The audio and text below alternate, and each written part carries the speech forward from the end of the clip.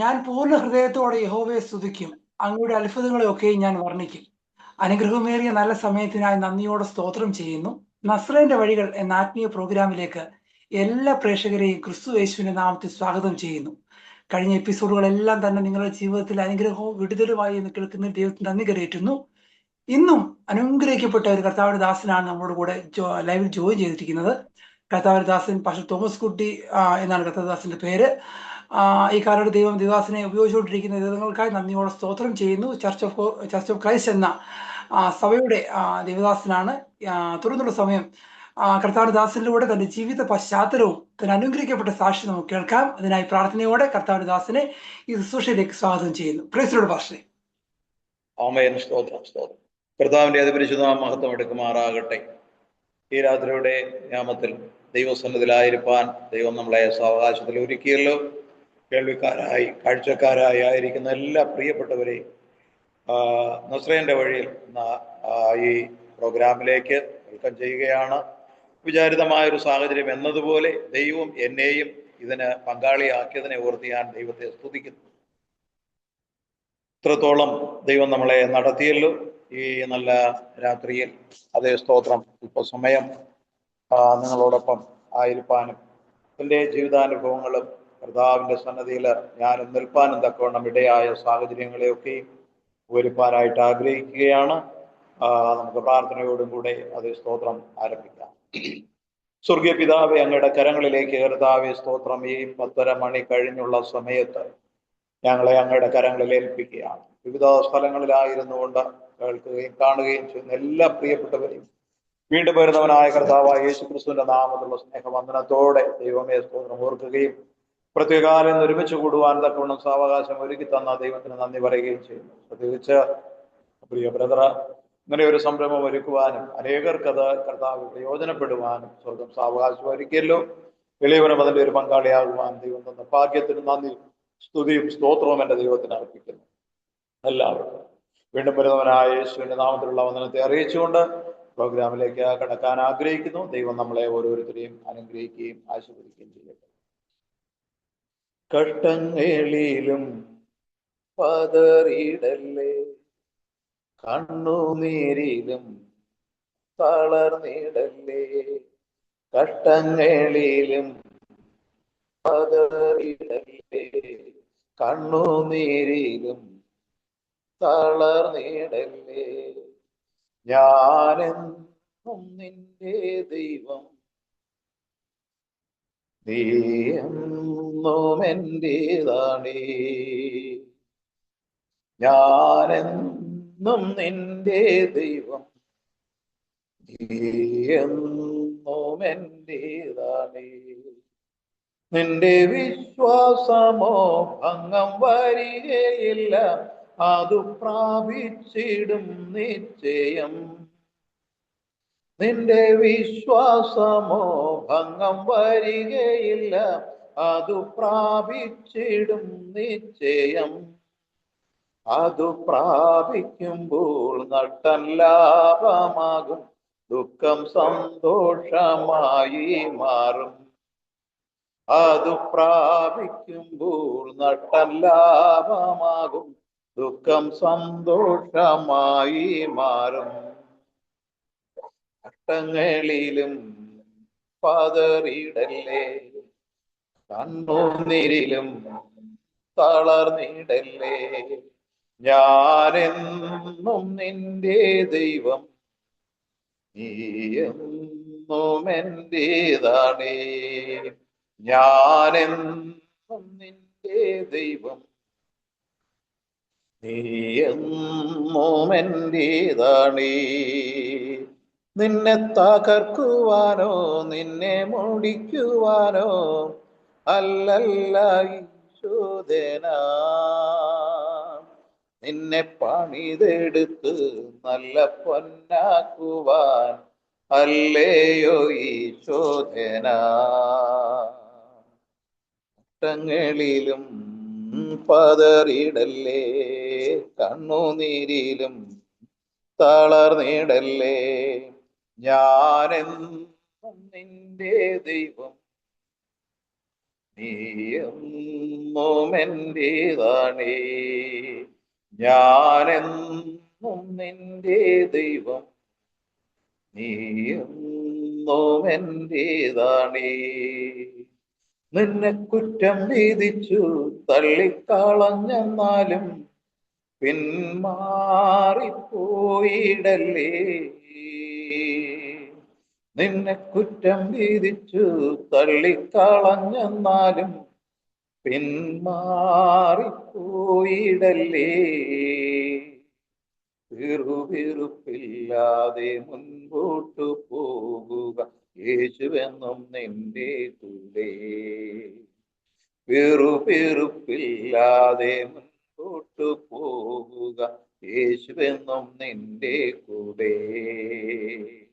കഷ്ടങ്ങളിലും പതറിയിടല്ലേ, കണ്ണുനീരിലും തളർന്നിടല്ലേ, ഞാനെന്നും നിന്റെ ദൈവം, നീ എന്നും എന്റേതാണേ, ഞാനെന്നും നിന്റെ ദൈവം, നീ എന്നും എന്റേതാണേ. ദൈവനാമം മഹത്വം എടുക്കുമാറാകട്ടെ. ദൈവസന്നദ്ധയിൽ നമ്മളായിരിക്കുമ്പോൾ ഓർക്കുക, ഘട്ടങ്ങളും പ്രശ്നങ്ങളും പ്രതിബന്ധങ്ങളും ഒക്കെ ഉള്ളപ്പോൾ പതറിപ്പോകാതെ, കണ്ണുനീരുകളൊക്കെ വരുമ്പോൾ തളർന്നു പോകാതെ നമ്മുടെ കൂടെ നിൽക്കുന്ന ഒരു ദൈവം, ആ ദൈവത്തെ എനിക്കും അനുഭവിച്ചറിയാൻ തക്കവണ്ണം ദൈവം സാവകാശം ഒരുക്കി. ഓർക്കുമ്പോൾ കഴിഞ്ഞു പോയ കുറേ കാലങ്ങൾ, കുറേ വർഷങ്ങൾ ദൈവം നടത്തിയ വിധങ്ങളെ ഓർത്താൽ എത്ര ശ്രദ്ധിച്ചാലും മതിയാകുന്നതല്ല. ആപത്തുകളില്ല, മരണത്തോളം എത്തിയ രോഗാവസ്ഥയില്ല, സാമ്പത്തികമായ തകർച്ചകളിൽ, ശുശ്രൂഷയുടെ ചില തകർന്ന മേഖലകളിൽ, വിവിധ സ്റ്റേറ്റുകളിൽ ഒക്കെ ആയിരുന്നപ്പോൾ അവിടെയൊക്കെ അനുഭവിക്കപ്പെട്ട ഒരുപാട് അനുഭവങ്ങളിലൂടെ നടത്തപ്പെടുവാൻ, ദൈവത്താൽ നടത്തപ്പെടുവാൻ ദൈവം അതേ സ്തോത്രം അനുവദിച്ചു.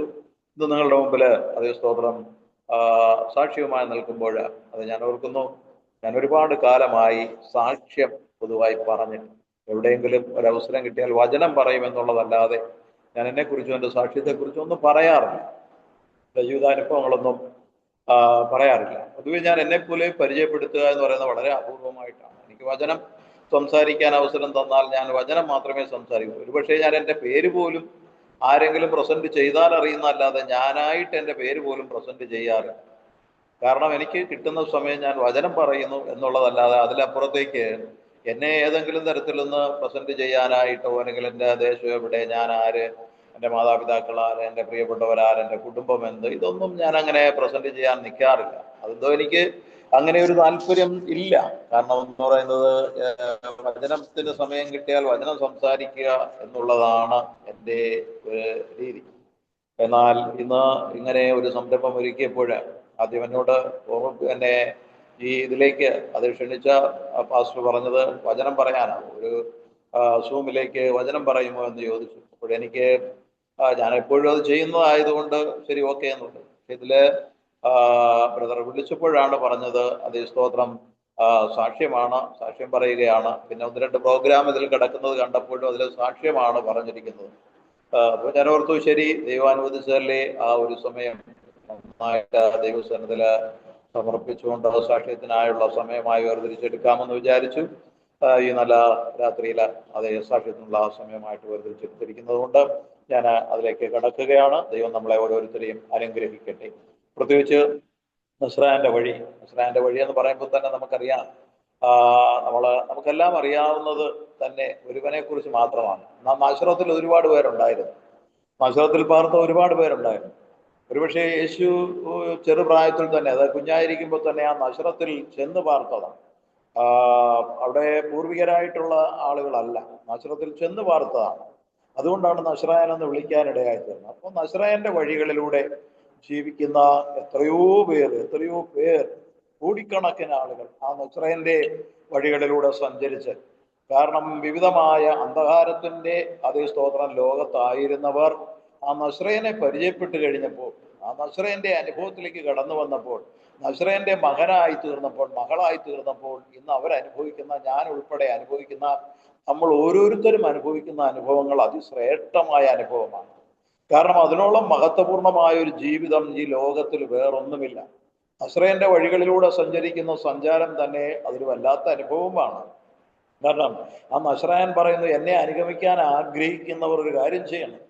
അതേ സ്തോത്രം, എൻ്റെ പിന്നാലെ വരുന്നവർ തന്നെ തന്നെ പരിതപിച്ചിട്ട് തൻ്റെ കുരിശും എടുത്തുകൊണ്ടേ വരാവൂ. അല്ലാതെ എൻ്റെ പിന്നാലെ അനുഗമിക്കാൻ അതേ എനിക്ക് താല്പര്യമില്ല. നിങ്ങൾ എൻ്റെ പിന്നാലെ വരുന്നെങ്കിൽ ഒരു കാര്യം ചെയ്യണം, നിങ്ങളെ തന്നെ ഉപേക്ഷിച്ചിട്ട് എൻ്റെ കുരിശ്, നിങ്ങളുടെ കുരിശും എടുത്തുകൊണ്ട് എൻ്റെ പിന്നാലെ വരുന്നു. അത് സ്തോത്രം. ആ നസ്രയന്റെ വഴി അങ്ങനെയാണ്.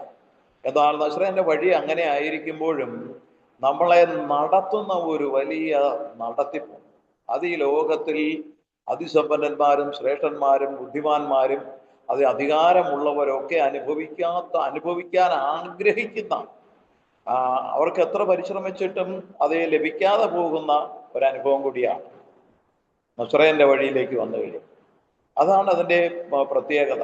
കാരണം അതിനൊരു അധികാരമുണ്ട്, അതിനൊരു പവറുണ്ട്.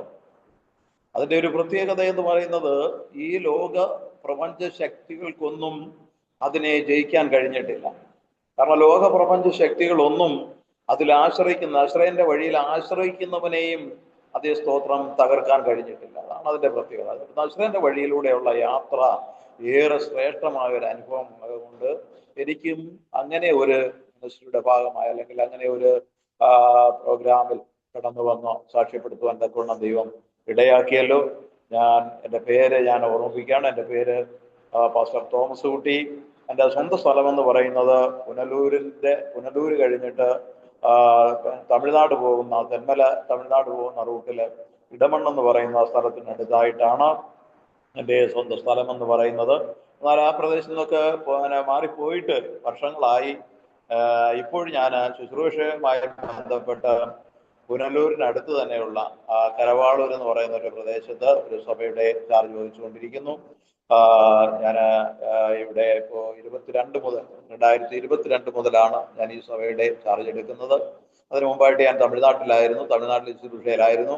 എന്നാൽ അവിടെ ചില എൻ്റെ ജീവിത പങ്കാളിക്ക് ചില ശാരീരിക ബുദ്ധിമുട്ടുകളൊക്കെ ഉണ്ടായപ്പോൾ മെഡിക്കൽ കോളേജിലൊക്കെ ആയിരുന്നു. ആ സമയത്ത് പിന്നീട് കൊറോണയുടെ നല്ല സമയമായിരുന്നത് കൊണ്ട്, കാരണം 2020 കൊറോണയുടെ സമയം കൂടെ ആയതുകൊണ്ട് ഞങ്ങൾക്ക് അവിടെ പിന്നീട് നിൽപ്പാനുള്ള ഒരു സാവകാശം ലഭിച്ചില്ല. എങ്കിൽ 22 ആദ്യത്തിൽ തന്നെ അവിടെ നിന്ന് വിട്ടുപോരുന്നു. അവിടെയും സഭാ ചാർജിലായിരുന്നു, വിട്ടുപോരുന്നു. അങ്ങനെ ഈ പ്രദേശത്ത് വന്ന ഇവിടെ 2022 മാർച്ചിൽ ഇവിടെ ഞാൻ ചാർജ് എടുക്കുകയും ഇതുവരെയും ഈ സഭ മുന്നോട്ട് കൊണ്ടുപോകുവാൻ തക്കവണ്ണം ദൈവം സഹായിച്ചു. ഞങ്ങൾ അങ്ങനെ സന്തോഷമായിട്ട് മുന്നോട്ട് പോകുന്നു. എൻ്റെ സാക്ഷ്യത്തെക്കുറിച്ച് പറയുമ്പോൾ, ഞാൻ 1991 ഡിസംബർ 13 രാത്രി 9 മണിക്ക് ദൈവവചനം വായിച്ചുകൊണ്ടിരിക്കുമ്പോഴുണ്ടായ ഒരു അനുഭവത്തിൽ നിന്നാണ് യഥാർത്ഥത്തിൽ ഒരു ശരിയായ മാനസാന്തരത്തിലേക്ക് വരുന്നത്. എന്നാൽ ഈ ലോകപരമായ ഏതെങ്കിലും ഒരു തകർന്ന ജീവിതത്തിലൊന്നും ജീവിച്ചവനല്ല, ഈ ലോകത്തിന്റെ ഇമ്പത്തിലൊന്നും അധികം എന്നാൽ ഇല്ല എന്ന് പറയാൻ പറ്റില്ല. ഒരു മനുഷ്യൻ ലോകത്തിലായിരിക്കുമ്പോൾ അതിൻ്റെ എല്ലാ മേളിപ്പും ഒക്കെ ഉണ്ടായിരുന്നുവെങ്കിലും തീർത്തും ഒരു തകർച്ചയിലൊക്കെ ആയിരുന്നു എന്ന് ചോദിച്ചാൽ അങ്ങനെയല്ല. എങ്കിലും ഒരു വിശ്വാസ ജീവിതം ഉണ്ടായിരുന്നു. കാരണം പാരമ്പര്യ വിശ്വാസം എന്ന് പറയുന്നത് കത്തോലിക്ക വിശ്വാസമാണ്. കത്തോലിക്ക വിശ്വാസത്തിലാണ് എൻ്റെ പാരമ്പര്യമായിട്ട് ഞങ്ങൾ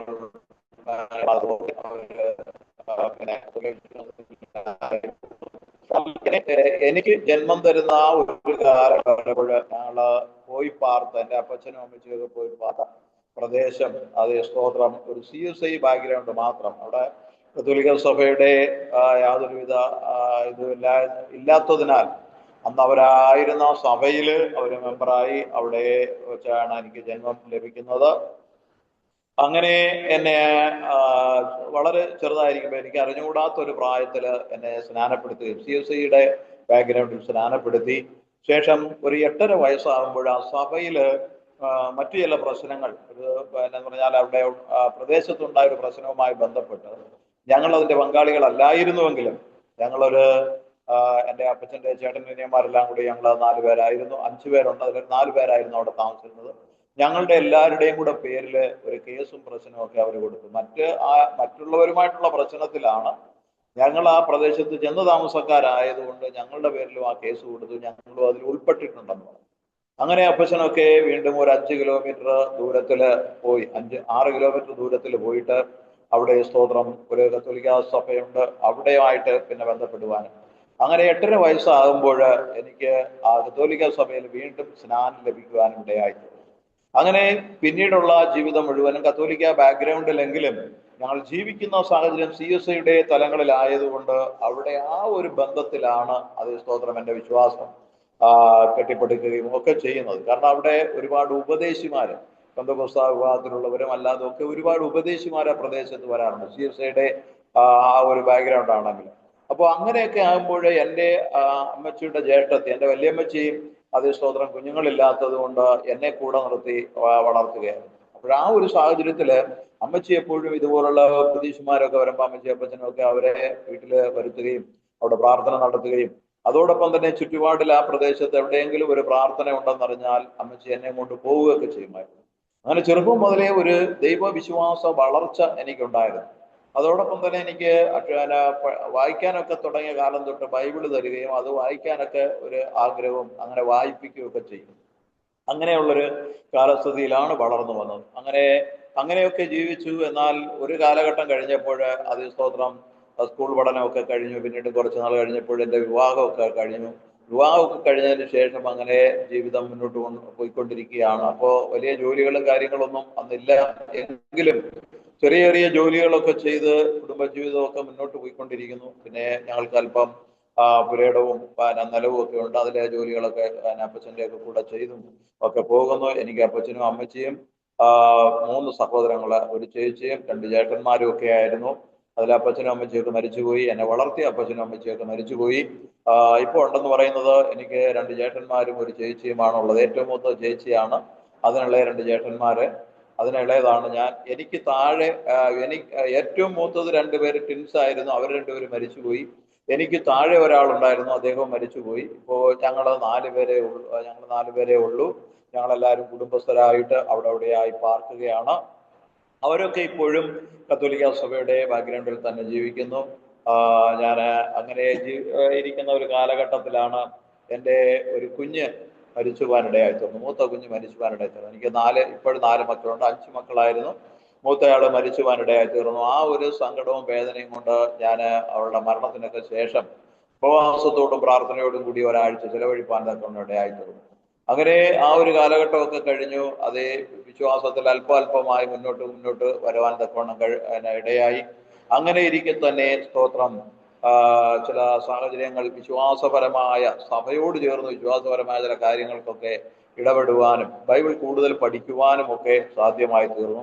ഇപ്പോൾ ഞങ്ങളുടെ പ്രദേശത്ത് വരുന്ന ചില ഉപദേശിമാരുമായിട്ട് ചേർന്ന് അവരോടുകൂടെ കൂട്ടായ്മയ്ക്ക് കടന്നു പോവുകയും പ്രാർത്ഥനയ്ക്ക് കടന്നു പോവുകയും മീറ്റിങ്ങുകൾക്ക് കടന്നു പോവുകയൊക്കെ ചെയ്യുമായിരുന്നു. അങ്ങനെ ഇരിക്കെ എൻ്റെ ഒരു അപ്പച്ചൻ്റെ ജ്യേഷ്ഠൻ്റെ മോൻ ഞങ്ങളുടെ കുടുംബ കൂട്ടായ്മകളില് വചനം പറയാൻ തക്കവണ്ണം എന്നെ നിർബന്ധിച്ചു. അന്ന് എനിക്ക് അധികം പ്രായമൊന്നുമില്ല, എങ്കിലും ചെറുപ്രായത്തിൽ നടന്നൊരു സംഭവം. അപ്പൊ എനിക്ക് തോന്നുന്നു ഞാൻ 8ാം സ്റ്റാൻഡേർഡിലും കണ്ട് പഠിക്കുന്ന ഒരു സമയത്ത് ആ ഒരു സമയത്ത് ഇങ്ങനെ എന്നോട് വചനം പറയാൻ പറഞ്ഞു. പക്ഷെ അന്ന് മുതൽ എനിക്കൊരു താല്പര്യം തോന്നി. ഞാൻ പിന്നീട് ഇങ്ങോട്ടുള്ള കാലങ്ങളിലെല്ലാം എവിടെയെങ്കിലും അവസരം കിട്ടിയാൽ അന്ന് അറിയാവുന്നത് പോലെയൊക്കെ ഞാൻ പറയുമായിരുന്നു. എന്തോ അതെനിക്കറിയില്ല, ദൈവം എന്നെ കണ്ടിരുന്നു എന്നുള്ളത് അത് പിന്നീടുള്ള കാലങ്ങളിലാണ് മനസ്സിലായത്. അത് മാത്രമല്ല, എൻ്റെ അമ്മച്ചി പറയുമായിരുന്നു, എനിക്ക് നേരെ മൂത്ത ജ്യേഷ്ഠൻ അമ്മച്ചി ഗർഭിണിയായിരുന്ന സമയത്ത് ഈ അന്ന് ഇന്ന് നമ്മുടെ ചിക്കൻ പോക്സ് എന്നൊക്കെ പറയുന്നത് പോലെ അന്ന് അതിന് മസൂരി എന്ന് പറയും. കാരണം അത് ചിക്കൻ പോക്സിനെക്കായിട്ടൊക്കെ ഓവറായിട്ടുള്ളൊരു അവസ്ഥയാണ്. കാരണം അമ്മച്ചിക്ക് ആ മസൂരി പിടിപെടുകയും ആ സമയത്താണ് ചേട്ടനെ പ്രസവിക്കുകയൊക്കെ ചെയ്യുന്നത്. അപ്പൊ ചേട്ടന്റെ മുഖത്തും ഇപ്പോഴും ആ പാടുകൾ, അന്ന് ഉണ്ടായിരുന്ന ആ പാടുകൾ ഇപ്പോഴും അതിന്റെ പാടുകളുണ്ട്. കാരണം അന്ന് അമ്മച്ചിയുടെ ഉദരത്തിലായിരുന്നപ്പോ അമ്മച്ചി ജ്യേഷ്ഠനെ ദൈവവേലയ്ക്കായിട്ട് ദൈവസ്ഥാനത്തിൽ സമർപ്പിച്ചിരുന്നു എന്നാ പറയുന്നത്. പക്ഷേ ജ്യേഷ്ഠൻ അത് കഴിഞ്ഞില്ല. എങ്കിലും പിന്നീടുള്ള കാലം വരുമ്പോൾ എന്നെ ദൈവം ആ മേഖലയിലേക്ക് വിളിച്ചു വേർതിരിക്കുകയും ആ ഒരു ശ്രേഷ്ഠ അനുഭവം എനിക്ക് ഉണ്ടാകുവാനും തക്കവണ്ണം ഇടയായിട്ടുണ്ട്. അങ്ങനെ എൻ്റെ കുടുംബജീവിതമൊക്കെ മുന്നോട്ട് കടന്നു വന്നുകൊണ്ടിരിക്കെ തന്നെ അത് ജീവിതത്തിൽ ചില സാമ്പത്തിക തകർച്ചകളും അതോടൊപ്പം തന്നെ ചില ഒറ്റപ്പെടുത്തുന്ന അനുഭവങ്ങളൊക്കെ പലതും ജീവിതത്തിൽ കടന്നു വന്നപ്പോൾ കൂടുതൽ ദൈവത്തെ അടുക്കണം, ദൈവത്തിൽ അറിഞ്ഞ് ജീവിക്കണമെന്നുള്ളൊരു ആഗ്രഹം ഉണ്ടായി. അങ്ങനെ എനിക്ക് ചില ബുക്കുകൾ കിട്ടിയാൽ, ഞാൻ നല്ല ബുക്കുകളൊക്കെ കിട്ടിയാൽ വായിക്കും. അങ്ങനെ ഇരിക്കുകയാണ് എനിക്ക് ഒരു ഇംഗ്ലീഷ് പരിഭാഷ ഒരു ഇംഗ്ലീഷ് മലയാളം പരിഭാഷ ഒരു ബുക്ക് എനിക്ക് കിട്ടി. അത് ഒരു റഷ്യൻ നോവലാണ്. ഒരു വലിയ പുസ്തകമാണ്. എനിക്ക് തോന്നുന്നു നമ്മുടെ 66 പുസ്തകത്തിന്റെ അത്രത്തോളം ഒക്കെ വലിപ്പം വരുന്ന ഒരു പുസ്തകമാണ്. അതിന്റെ പേര് പിതാക്കളും മക്കളും എന്ന് പറയുന്ന ഒരു ക്രിസ്തീയ കുടുംബത്തിന്റെ കഥയാണ്. അത് MS തുർഗനോവ് എന്ന റഷ്യൻ നോവലിസ്റ്റ് എഴുതിയതാണ്. അതെനിക്ക് അവിചാരിതമായിട്ട് ഭാരത് ബുക്ക് സ്റ്റാളിൽ നിന്ന് എനിക്ക് കിട്ടാനും ഞാനത് കൊണ്ടുവന്ന് എനിക്ക് താല്പര്യത്തോട് ഞാനത് വായിച്ചുകൊണ്ടിരിക്കുകയായിരുന്നു. അങ്ങനെ ഇരിക്കെ വായിച്ചുകൊണ്ടിരിക്കുമ്പോൾ അത് ഡിസംബറിൽ നടക്കുന്ന 1991 ഡിസംബറിൽ നടക്കുന്ന ഒരു സംഭവമാണ്. അപ്പൊ ഞങ്ങൾ കത്തോലിക്ക സഭയിലാണ്. അപ്പോ അങ്ങനെ ആ ഒരു സാഹചര്യം ഇത് വായിച്ചുകൊണ്ടിരിക്കുന്ന അവസരത്തിലാണ് ഒരിക്കല് ചർച്ചിൽ പോയപ്പോ അതിന്റെ ചർച്ചിന്റെ ബാക്കിൽ ഒരു മുറി ഒരു റൂമുണ്ട്. ആ റൂമില് ഞാൻ കയറിയപ്പോൾ അവിടെ ഒരു ചെറിയ ബുക്ക് കിടക്കുന്ന കണ്ടു. ജീവിതത്തിലെ വലിയ ചോദ്യങ്ങൾ എന്ന് പറഞ്ഞൊരു ബുക്ക് കിടക്കും. അത് എനിക്ക് തോന്നുന്നൊരു 8 പേജേ ഉള്ളൂ, 8 പേപ്പറേ ഉള്ളത്. അത് എനിക്ക് അതിന്റെ ഇത് കണ്ടപ്പോൾ, ഹെഡിങ് കണ്ടപ്പോൾ താല്പര്യം തോന്നി. ഞാൻ അത് അവിടെ നിന്ന് എടുത്തുകൊണ്ട് അപ്പൊ ഞാനിങ്ങനെ മനസ്സിൽ ചിന്തിച്ചു, ഒരു പെന്തക്കോസ്തുകാരുടെ ഒരു ബുക്ക് എങ്ങനെ ഇതിനകത്ത് വന്നു എന്ന് എനിക്കൊരു സംശയം ഉണ്ടായിരുന്നു. കാരണം അത് കത്തോലിക്ക പള്ളിയിൽ അത് കൊണ്ടുവയ്ക്കേണ്ട യാതൊരു കാര്യമില്ല. എന്നിട്ടും ആരോ അവിടെ കൊണ്ടത് ടേബിളിന്റെ മണ്ടയിട്ടിരുന്നു. ഞാനത് എടുത്ത് കയ്യിൽ വെച്ചുകൊണ്ട് അത് സ്തോത്രം വീട്ടിൽ കൊണ്ടുവന്ന് സൂക്ഷിച്ച് അങ്ങനെ വെച്ചിരുന്നു. അങ്ങനെ ഇരിക്കെ തന്നെ ഈ നോവൽ വായിച്ചുകൊണ്ടിരിക്കുമ്പോൾ വളരെ പെട്ടെന്ന് എൻ്റെ മനസ്സിലേക്ക് ഒരു തോന്നൽ വന്നു. ഞാനൊരു ഇതുപോലെ ഒരു ചെറിയ ബുക്ക് എടുത്തുകൊണ്ട് വന്നല്ലോ, ജീവിതത്തിലെ വലിയ ചോദ്യങ്ങൾ എന്നുള്ളൊരു ബുക്ക്. പക്ഷെ അത് വായിച്ചില്ലല്ലോ എന്ന് വിചാരിച്ചിട്ട് അപ്പോഴാണ്. അപ്പോൾ എനിക്ക് തോന്നുന്നു രാത്രി 9:30 മണി 9 മണി കഴിയുന്നു. അതെ 9 മണി ആകുന്നു. അന്നേ ദിവസം ഞാനും എൻ്റെ 2 കുഞ്ഞുങ്ങളും മാത്രമേ വീട്ടിലുള്ളൂ. ഭാര്യയും 2 കുഞ്ഞുങ്ങളുമായിട്ട് അവരുടെ വീട്ടിൽ അടൂരുള്ള അവരുടെ വീട്ടിൽ പോയേക്കുകയായിരുന്നു. ആ സമയത്താണ് ഈ ബുക്ക് അവിടെ സ്തോത്രം ഉണ്ടെന്ന് കാണുകയും അത് സ്തോത്രം ആ ബുക്ക് എടുത്ത് വായിപ്പാനായിട്ട് ഒരുങ്ങിയത്. അപ്പോൾ അത് വായിച്ചു വരുന്ന സമയത്ത് അതിൽ കണ്ട ചില വചനവും അതിന്റെ വിശദീകരണമായിരുന്നു. അതിൽ ഒരു ഭാഗം ഇങ്ങനെ കണ്ടു. അത് സ്തോത്രം വായിച്ചു. അനേക വചനങ്ങൾ ഉണ്ടായിരുന്നു അതിൽ എൻ്റെ ഹൃദയത്തിൽ സ്പർശിച്ച ചില വചനങ്ങൾ ഇതായിരുന്നു. വെളിപ്പാടിന്റെ പുസ്തകം 3-ാം അധ്യായം 19-20 വാക്യങ്ങളായിരുന്നു. അത് ഇങ്ങനെ പറയുന്നു: ഞാൻ നിന്നോട് ബുദ്ധി പറയുന്നു, എനിക്ക് പ്രിയമുള്ളവരെ ഒക്കെയും ഞാൻ ശാസിക്കുകയും ശിക്ഷിക്കുകയും ചെയ്യുന്നു. ആകയാൽ നീ ജാഗ്രതയുള്ളവനായിരിക്കുക, മാനസാന്തരപ്പെടുക. ഞാൻ വാതിൽക്കൽ നിന്ന് മുട്ടുന്നു. ആരെങ്കിലും എൻ്റെ ശബ്ദം കേട്ട് വാതിൽ തുറന്നാൽ ഞാൻ അവൻ്റെ അടുക്കൽ വന്ന് അവൻ എന്നോടും കൂടെ അത്താഴം കഴിക്കും എന്ന ഒരു വചനം വായിച്ചിട്ട് അതിന്റെ വിശദീകരണം വായിച്ച് മുന്നോട്ട് പോയി.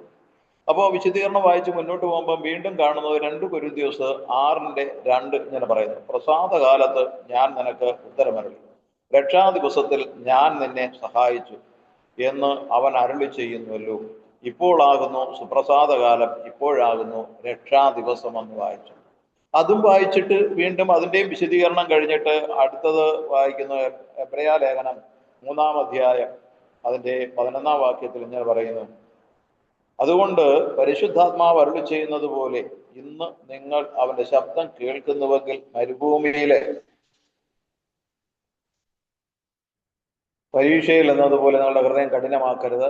എൻ്റെ പ്രവൃത്തികളെ കണ്ടിട്ടും എന്നെ ശോധന ചെയ്തു, അതുകൊണ്ട് എനിക്ക് ആ തലമുറയോട് നീരസം തോന്നി.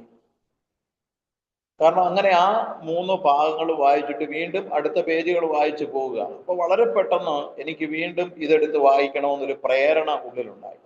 ആ പ്രേരണ ഉള്ളിലുണ്ടായിട്ട് ഞാൻ ഈ ഭാഗം മാത്രം, ഈ 3 ഭാഗത്തോട് ചേർന്നത് മാത്രം വീണ്ടും വായിക്കാനിടയായിട്ടുണ്ട്. അത് സ്തോത്രം രണ്ടാമത് വായിച്ചപ്പോൾ ഞാനിങ്ങനെ മനസ്സിൽ പറഞ്ഞു, ഞാനിത് ഒരുപാട് പല പ്രാവശ്യം ഞാൻ ഇത് വായിച്ചിട്ടുണ്ട്, മറ്റുള്ളവർ വായിച്ച് ഞാൻ കേട്ടിട്ടുണ്ട്. അതോടൊപ്പം തന്നെ പ്രസംഗത്തിലൊക്കെ ഇത് ഞാൻ ഒരുപാട് കേട്ടിട്ടുണ്ടല്ലോ എന്ന് തോന്നിയിട്ട് വീണ്ടും ഞാൻ മുന്നോട്ട് വായിച്ചു പോകുമ്പോൾ എനിക്ക് എൻ്റെ ഉള്ളിൽ വീണ്ടും പ്രേരണ തരുന്നു, ഇനിയും ഒന്നുകൂടെ വായിക്കാനായി. അപ്പോൾ ഞാൻ ഇങ്ങനെ അത് വായിക്കാൻ തുടങ്ങി. അതിന്റെ 20-ാം വാക്യമാണ് ഇങ്ങനെ വായിച്ചത്: കർത്താവായ യേശു ക്രിസ്തു വന്ന ഞാൻ തോമസ് കുട്ടി എന്ന നിന്റെ ഹൃദയത്തിന്റെ വാതിലിൽ മുട്ടുന്നു. എൻ്റെ ശബ്ദം കേട്ട് അതേ നീ നിന്റെ ഹൃദയത്തിന്റെ വാതിൽ തുറന്നാൽ ഞാൻ നിന്നോടും നീ എന്നോടും കൂടെ ഇന്ന് എന്നല്ല എന്നേക്കും അത്താഴം കഴിക്കും എന്ന തരത്തിലാണ് ഞാനത് വായിക്കാനായിട്ട് ശ്രമിച്ചത്. വീണ്ടും അടുത്തത് വായിച്ചത്: പ്രസാദകാലത്ത് നിനക്ക് ഉത്തരമരുളി, രക്ഷാദിവസത്തിൽ ഞാൻ നിന്നെ സഹായിച്ചു എന്ന് അവൻ അരുളി ചെയ്യുന്നു എന്ന് പറഞ്ഞിട്ട് അടുത്തതാണ്, ഇപ്പോഴാകുന്നു തോമസ് കുട്ടി നിന്റെ സുപ്രസാദകാലം, ഇപ്പോഴാകുന്നു തോമസ് കുട്ടി നിന്റെ രക്ഷാദിവസം. വീണ്ടും അടുത്തത് എബ്രായ ലേഖനത്തിൽ വായിച്ചത്, ഇന്ന് നീ എൻ്റെ ശബ്ദം കേൾക്കുന്നുവെങ്കിൽ നിന്റെ ഹൃദയം കഠിനപ്പെടുത്തരുത്. ഇനി ഒരുപക്ഷെ നിനക്ക് എൻ്റെ ശബ്ദം കേൾക്കാൻ കഴിഞ്ഞെന്ന് വരികയില്ല. നിന്റെ രക്ഷയുടെ ദിവസമായിട്ട് നീ ഇതിനെ സ്വീകരിക്കുവാൻ തയ്യാറാകുന്നുവെങ്കിൽ നിന്നെ തന്നെ സമർപ്പിക്കുക എന്ന ഒരു ഉൾവിളി പോലെ ഉൾശബ്ദം എൻ്റെ ഉള്ളിലുണ്ടായി.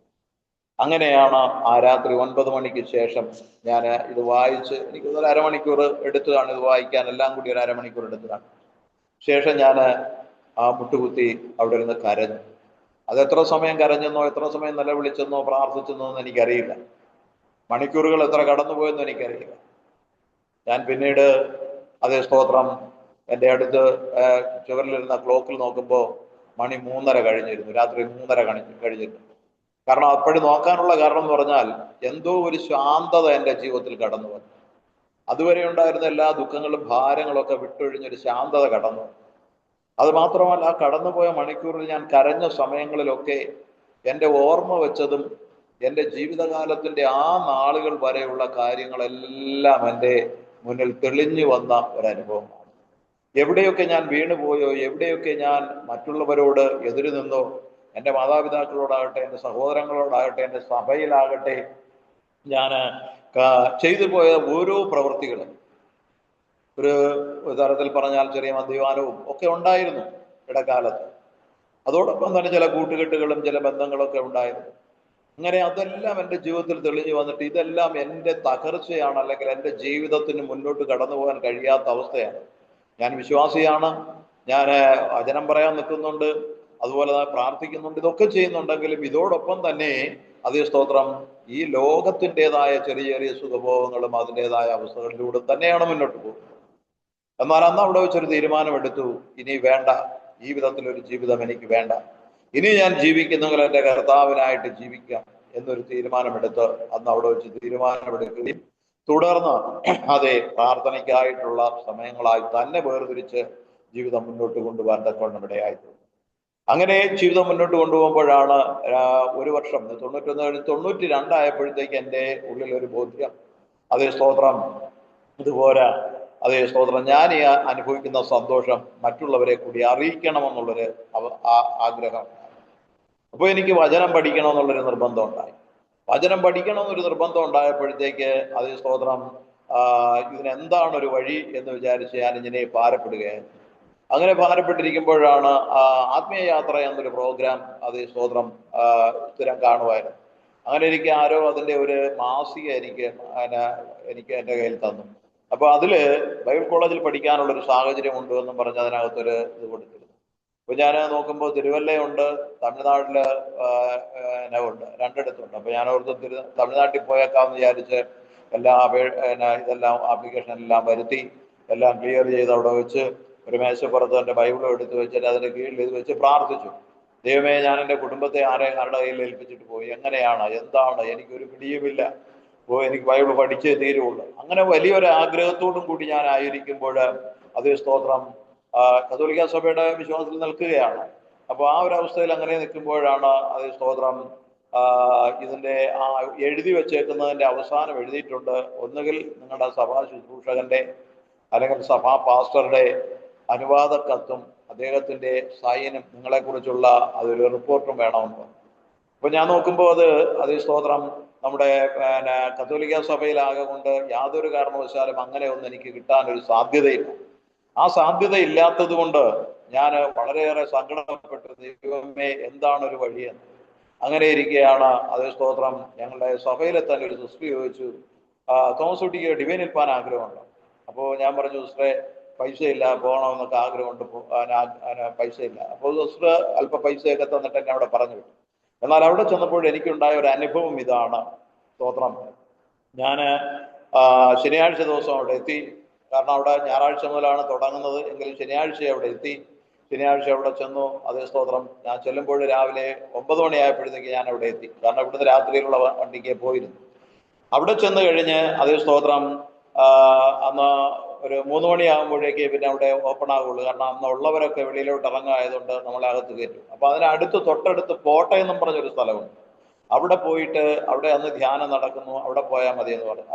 അവിടെ ചെന്ന് കഴിഞ്ഞപ്പോഴാണ് അതേ സ്തോത്രം അവിടെ ഒരു 3 മണി വരെ ഇരുന്നിട്ട് തിരിച്ചു വന്നപ്പോഴത്തേക്ക് ഇവിടെ എല്ലാം ക്ലീനായി അകത്ത് കയറി അന്നൊരു രാത്രി അവിടെ കഴിഞ്ഞു. പിറ്റേ ദിവസം അത് ഞായറാഴ്ച അതേ സ്തോത്രം ശുശ്രൂഷ ആരംഭിക്കുന്നു. അപ്പോൾ ശുശ്രൂഷ ആരംഭിച്ച് കഴിഞ്ഞ് അപ്പോൾ അതിന് നമുക്കവിടെ രജിസ്ട്രേഷൻ ബാക്കി കാര്യങ്ങളൊക്കെ കഴിഞ്ഞപ്പോൾ അത് ഭക്ഷണത്തിന്റെ ക്രമീകരണങ്ങളൊക്കെ പറഞ്ഞിട്ടുണ്ട്. ആ ഭക്ഷണം അന്ന് ഞാൻ പോകുമ്പോൾ 6000 പേരായിരുന്നു അവിടെ, 6500 പേരാ കൂടിയിരുന്നെന്ന് അവിടെ വിളിച്ചു പറയുകയുണ്ടായി. അപ്പോൾ ഉച്ചഭക്ഷണത്തിനായിട്ട് പോകുന്ന സമയത്ത് കണ്ട ഒരു അനുഭവം, കാരണം ദൈവം എന്നെ ഇങ്ങനെയെല്ലാം വിളിച്ച് വേർതിരിച്ച് ഇവിടെ വരെ എത്തിച്ചത് ഓർക്കുമ്പോഴാണ് ഞാൻ ഓർക്കുന്നത്, ഏതവസ്ഥയിലായാലും ദൈവം തിരിച്ചു കൊണ്ടുവരിക തന്നെ ചെയ്യും. അങ്ങനെ അവിടെ ചെന്ന് അതേ സ്തോത്രം ആ ക്യൂ എല്ലാവരോടും പറഞ്ഞു, നിങ്ങൾ ഇവിടുന്ന് ക്യൂ ആയിട്ട് പോകണമെന്ന് പറയുന്നു.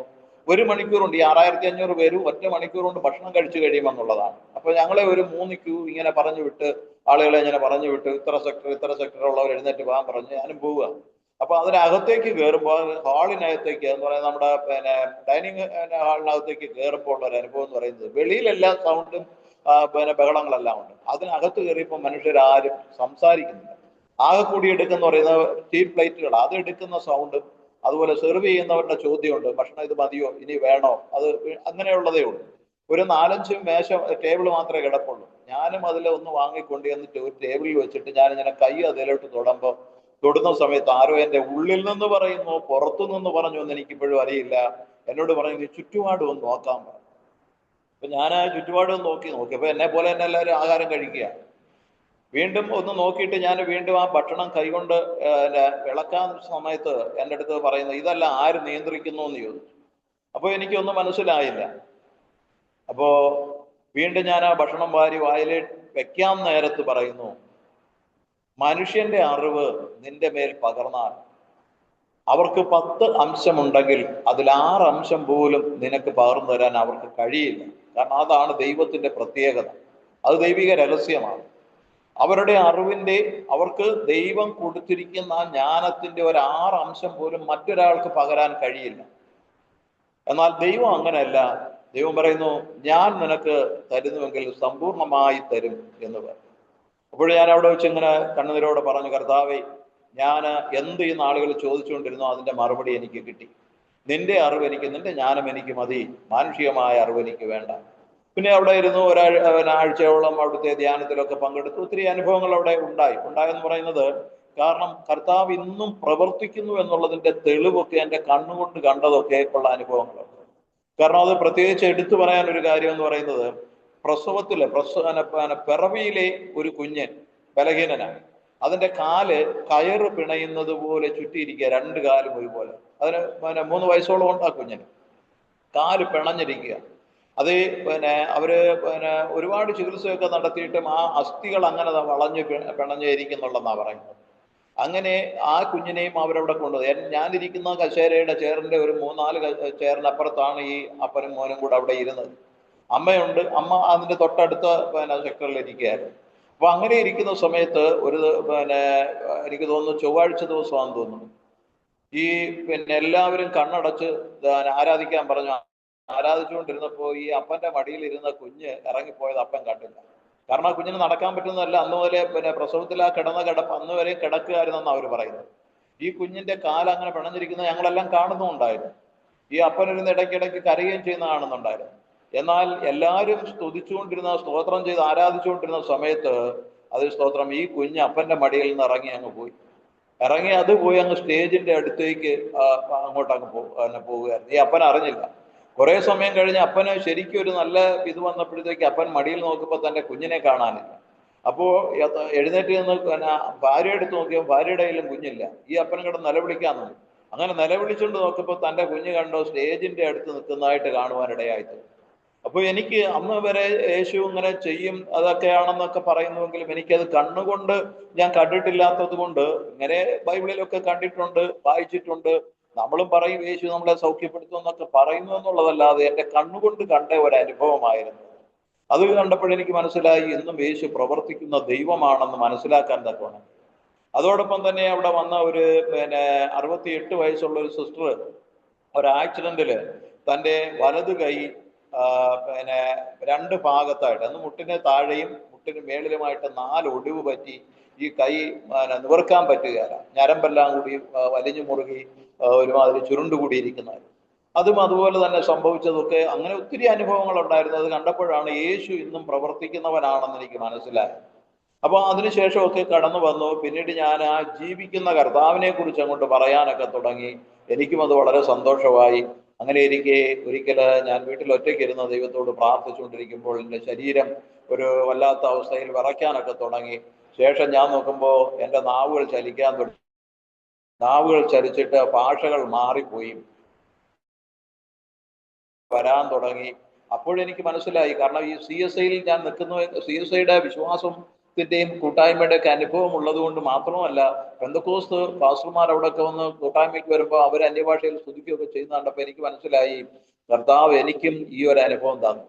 പിന്നീട് ശുശ്രൂഷയിൽ ഞാൻ അതേ സ്തോത്രം ഒറ്റയ്ക്ക് ശുശ്രൂഷയായിട്ട് മുന്നോട്ട് പോയി. പിന്നെ സഭയിൽ നിന്ന് തന്നെ, കത്തോലിക്ക സഭയിൽ നിന്ന് തന്നെ ബൈബിൾ പഠിക്കാനുള്ള കുറേ സാഹചര്യങ്ങളൊക്കെ ഒരുക്കി തന്നു.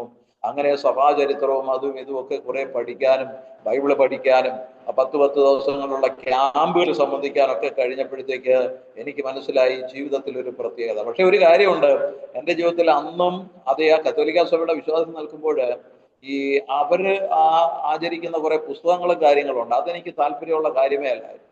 വിഗ്രഹാരാധനയ്ക്ക് താല്പര്യമുള്ള കാര്യമല്ലായിരുന്നു. അപ്പോഴും ഞാൻ ഒരിക്കല് ഞങ്ങളുടെ പെരുന്നാളിനെ ഈ രൂപത്തെ എഴുന്നള്ളിച്ചുകൊണ്ട് പോകുമ്പോൾ ഒരു ദിവസം അച്ഛനോട് ഞാൻ ചോദിച്ചു, പെരുന്നാളിന്റെ തുടക്കത്തിൽ ഞാൻ ചോദിച്ചു, അച്ഛൻ നമുക്കൊരു കാര്യം ചെയ്താൽ ഈ രൂപം മാറ്റി ബൈബിൾ ചുമന്നുകൊണ്ട് നടന്നാലോ എന്ന് ചോദിക്കും. അപ്പോ പറഞ്ഞത് ഇങ്ങനെയാണ്, വർഷങ്ങൾ കൊണ്ട് എല്ലാവരും ആചരിക്കുന്ന ഇതാ, നമുക്കായിട്ടൊന്ന് മാറ്റാൻ പറ്റുകയില്ല തോമസൂട്ടി എന്ന് പറഞ്ഞു. അപ്പോ അങ്ങനെ പിന്നെ ഞാൻ അതിനോട്, അവരുടെ ആ ഒരു രീതിയോടല്ല. പിന്നെ എന്ന് പറഞ്ഞാൽ രാവിലെ പോകും, കുർബാന കൂടും, കുർബാന കൂടി കഴിഞ്ഞാൽ ഉടനെ ഞാൻ അവിടുന്ന് ചർച്ചിൽ നിന്ന് ഇറങ്ങും. കാരണം കുർബാനയ്ക്ക് മാത്രം പോവും, ബാക്കിയുള്ള ഒരു കാര്യങ്ങൾക്ക് അവരുടെ ഒരു കാര്യത്തിനും സഹകരിക്കാതെ. എന്നാൽ ഓണം അതുപോലുള്ള ദിവസങ്ങളൊക്കെ വരുമ്പോൾ, ക്രിസ്മസ് ഓണം ഒക്കെ വന്നു കഴിഞ്ഞാൽ ഞാൻ ഒരാഴ്ചത്തെ ഉപവാസം എടുക്കും. അത് ചർച്ചിൽ വെച്ച് ഉപവാസം എടുക്കും. കൂടെ എൻ്റെ ഒരു 3-4 സഹോദരന്മാരെയും കൂടെ കൂട്ടിക്കൊണ്ട് ഓണം നമുക്ക് ഇവിടെ ആഘോഷിക്കാന്ന് പറഞ്ഞിട്ട് അങ്ങനെ ഉപവാസം നടക്കും. അപ്പോഴൊക്കെ അച്ഛൻ വിളിച്ച് വഴക്ക് പറയും, എല്ലാവരും ഈ ഓണമൊക്കെ ആഘോഷിക്കുന്നതല്ലേ തോമസൂട്ടി, നീ ഇത്. ഞാൻ പറഞ്ഞു, ഇത് ഞങ്ങളുടെ ആഘോഷമാണ് എന്ന് പറഞ്ഞിട്ട് അങ്ങനെയൊക്കെ ഉള്ള പരിപാടിയാണ്. പ്രത്യേകിച്ച് ലോകപരമായി ഏറ്റവും ശ്രേഷ്ഠമെന്ന് ലോകം പറയുന്ന ദിവസങ്ങളെല്ലാം ഞങ്ങളുടെ ജീവിതത്തിൽ ഉപവാസ ദിവസമായിരുന്നു. അത് കുടുംബത്തിലും പലപ്പോഴും എന്നെ നിങ്ങൾക്ക് ആ സന്തോഷമാണ് വലുതെങ്കിൽ എനിക്ക് ഈ സന്തോഷമാണ് വലുത് എന്ന് പറയും. അങ്ങനെ ഇരിക്കെ തന്നെ എൻ്റെ കുഞ്ഞുങ്ങളന്ന് എന്ന് പറഞ്ഞാൽ 6 വയസ്സ് 8 വയസ്സ് മുതൽ താപ്പിട്ടുള്ള പ്രായമായപ്പോഴത്തേക്ക് എനിക്കൊരു ചെറിയ ആംപ്ലിഫയർ സെറ്റ്. അപ്പൊ അത് കിട്ടിക്കഴിഞ്ഞപ്പോഴത്തേക്ക് ഞാൻ എൻ്റെ കുഞ്ഞുങ്ങളെ, എൻ്റെ ഭാര്യയെ വിളിച്ചുകൊണ്ട് അതേ സ്തോത്രം തെരുവില് ശുശ്രൂഷയ്ക്കായിട്ട് ഞാൻ പ്രസംഗിക്കാനൊക്കെ പോവുകയൊക്കെ ചെയ്യും. അപ്പൊ മറ്റ് പെന്തക്കോസ്ത ഉപദേശിമാരൊക്കെ ചെയ്യുന്നത് കാണുമ്പോൾ എനിക്കും താല്പര്യം, ഇങ്ങനെ പോയി പ്രസംഗിക്കണം. അങ്ങനെ ഞാൻ ഇവരെയും വിളിച്ചുകൊണ്ടൊക്കെ പോയി പ്രസംഗിക്കുകയൊക്കെ ചെയ്യും.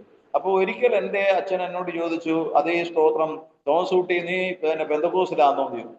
ഞാൻ പറഞ്ഞു, അച്ഛാ പെന്തക്കോസിലാന്നോ എന്ന് ചോദിച്ചാൽ ആണെന്നാണ് എനിക്ക് പറയാൻ കഴിയുക, വേറൊന്നും അല്ല.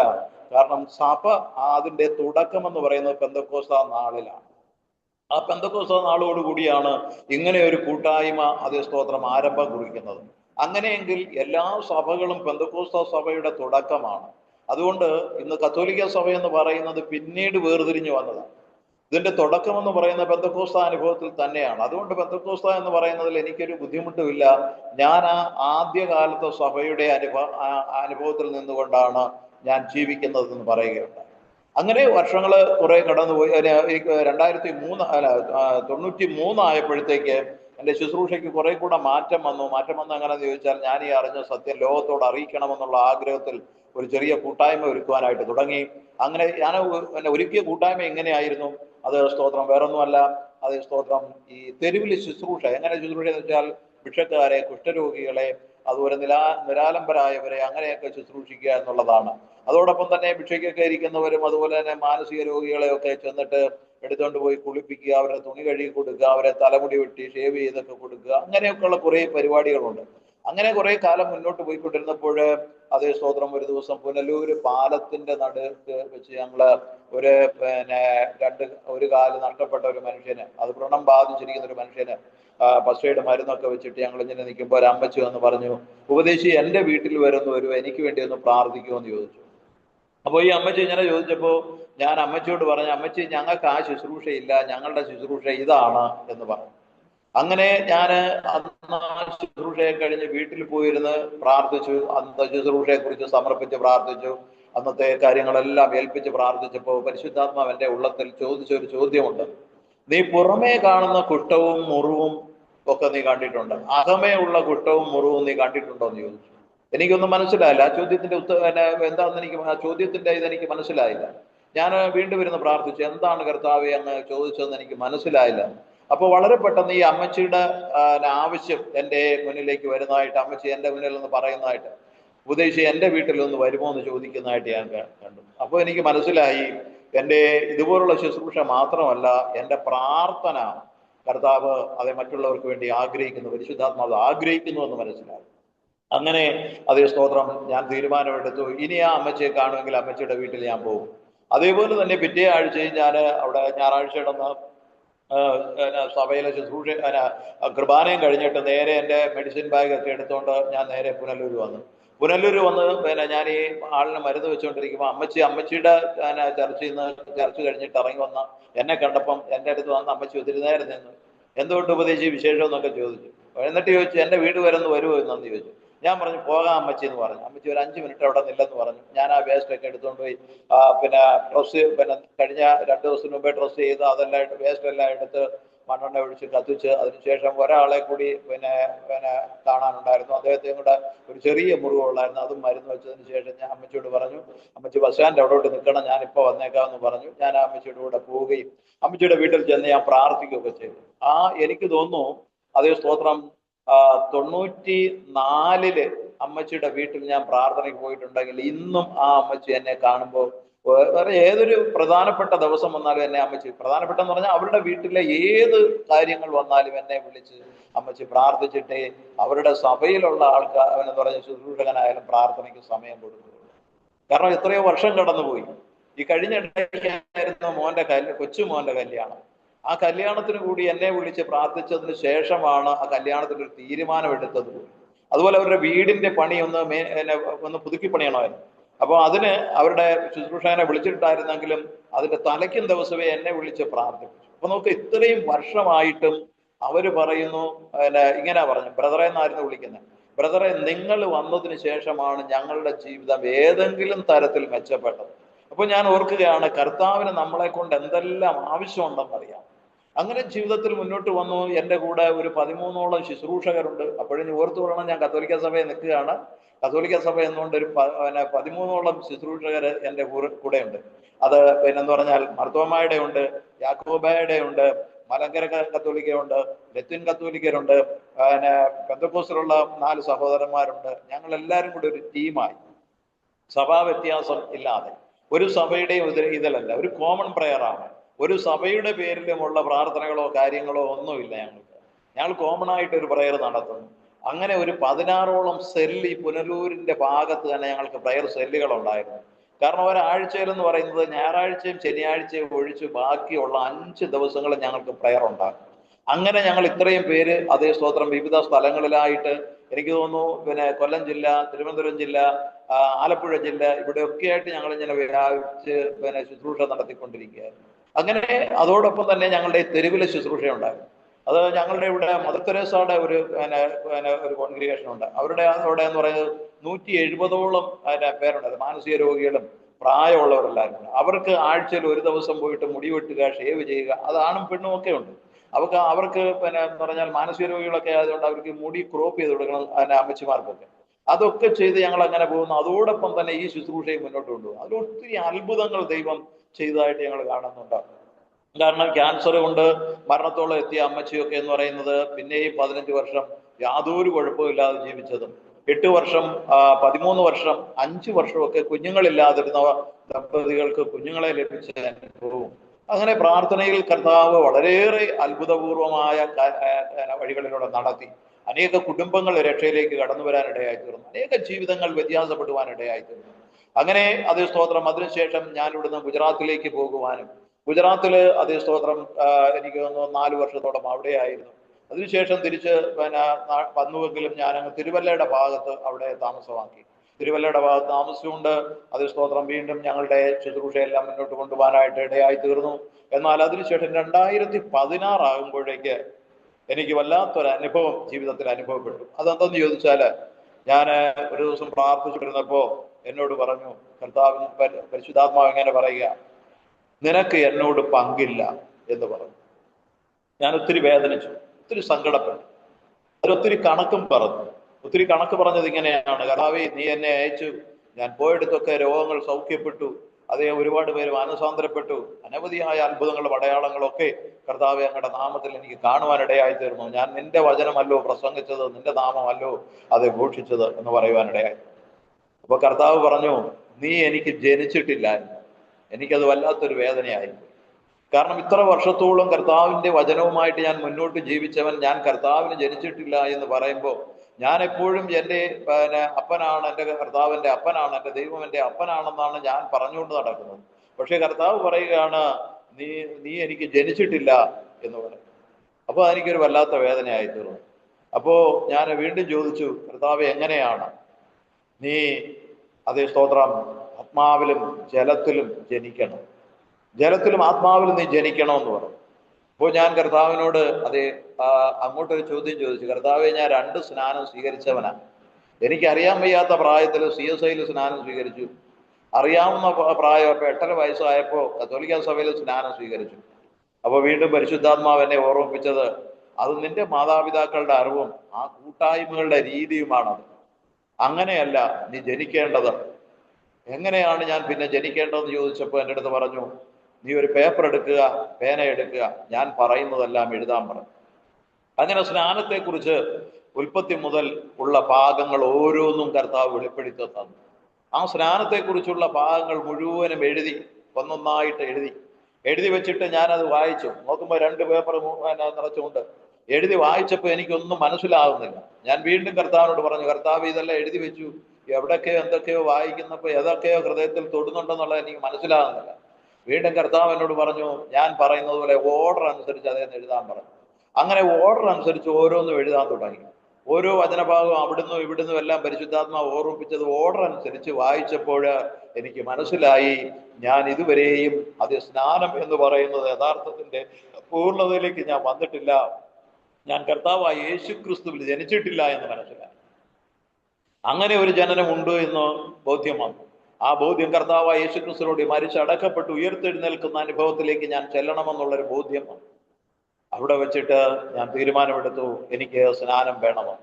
അപ്പോൾ എനിക്ക് തോന്നുന്നു 2016 സെപ്റ്റംബർ അവസാനം ആ ഒരു ബോധ്യം വന്നു. അങ്ങനെ ഒക്ടോബറൊക്കെ ആകുമ്പോഴത്തേക്ക് ഇത് വല്ലാണ്ട് എന്നെ നിർബന്ധിക്കാൻ തുടങ്ങി. അപ്പോഴെനിക്കൊരു ഭയം ഉണ്ടായി, ഒരു പക്ഷേ ഞാൻ ഈ സ്നാനം സ്വീകരിക്കുന്നതിന് മുമ്പ് മരിച്ചു പോയാൽ സ്വർഗം എനിക്ക് നഷ്ടപ്പെടും, സ്വർഗരാജ്യം എനിക്ക് നഷ്ടപ്പെടും. അപ്പോഴെൻ്റെ ചിന്ത ഇതായിരുന്നു, ഞാൻ ഈ നാളുകളിലെ ശുശ്രൂഷയിലൂടെ അനേകം പേര് മാനസാന്തരപ്പെട്ടു, കർത്താവിനെ രക്ഷകനും നാഥനും ഒക്കെ ആയിട്ട് സ്വീകരിച്ചിട്ടൊക്കെ ഉണ്ടല്ലോ. അവരെല്ലാം ഒരുപക്ഷെ സ്വർഗത്തിൽ പോയാലും ഞാൻ സ്വർഗത്തിൽ ചെല്ലുകയല്ല എന്നുണ്ടെങ്കിൽ എന്തോരും അവസ്ഥയായിരിക്കും എൻ്റേത്. കാരണം അത് മാത്രമല്ല, അതേ സ്തോത്രം, ലാസറിന്റെയും ധനവാന്റെയും കാര്യം ഓർത്ത് ഞാൻ പേടിച്ചു. കാരണം ഞാൻ നരകത്തിൽ കിടക്കുന്നത് സ്വർഗത്തിലിരിക്കുന്നവർക്ക് കാണാൻ പറ്റുമല്ലോ എന്നുള്ളൊരു ഭയം.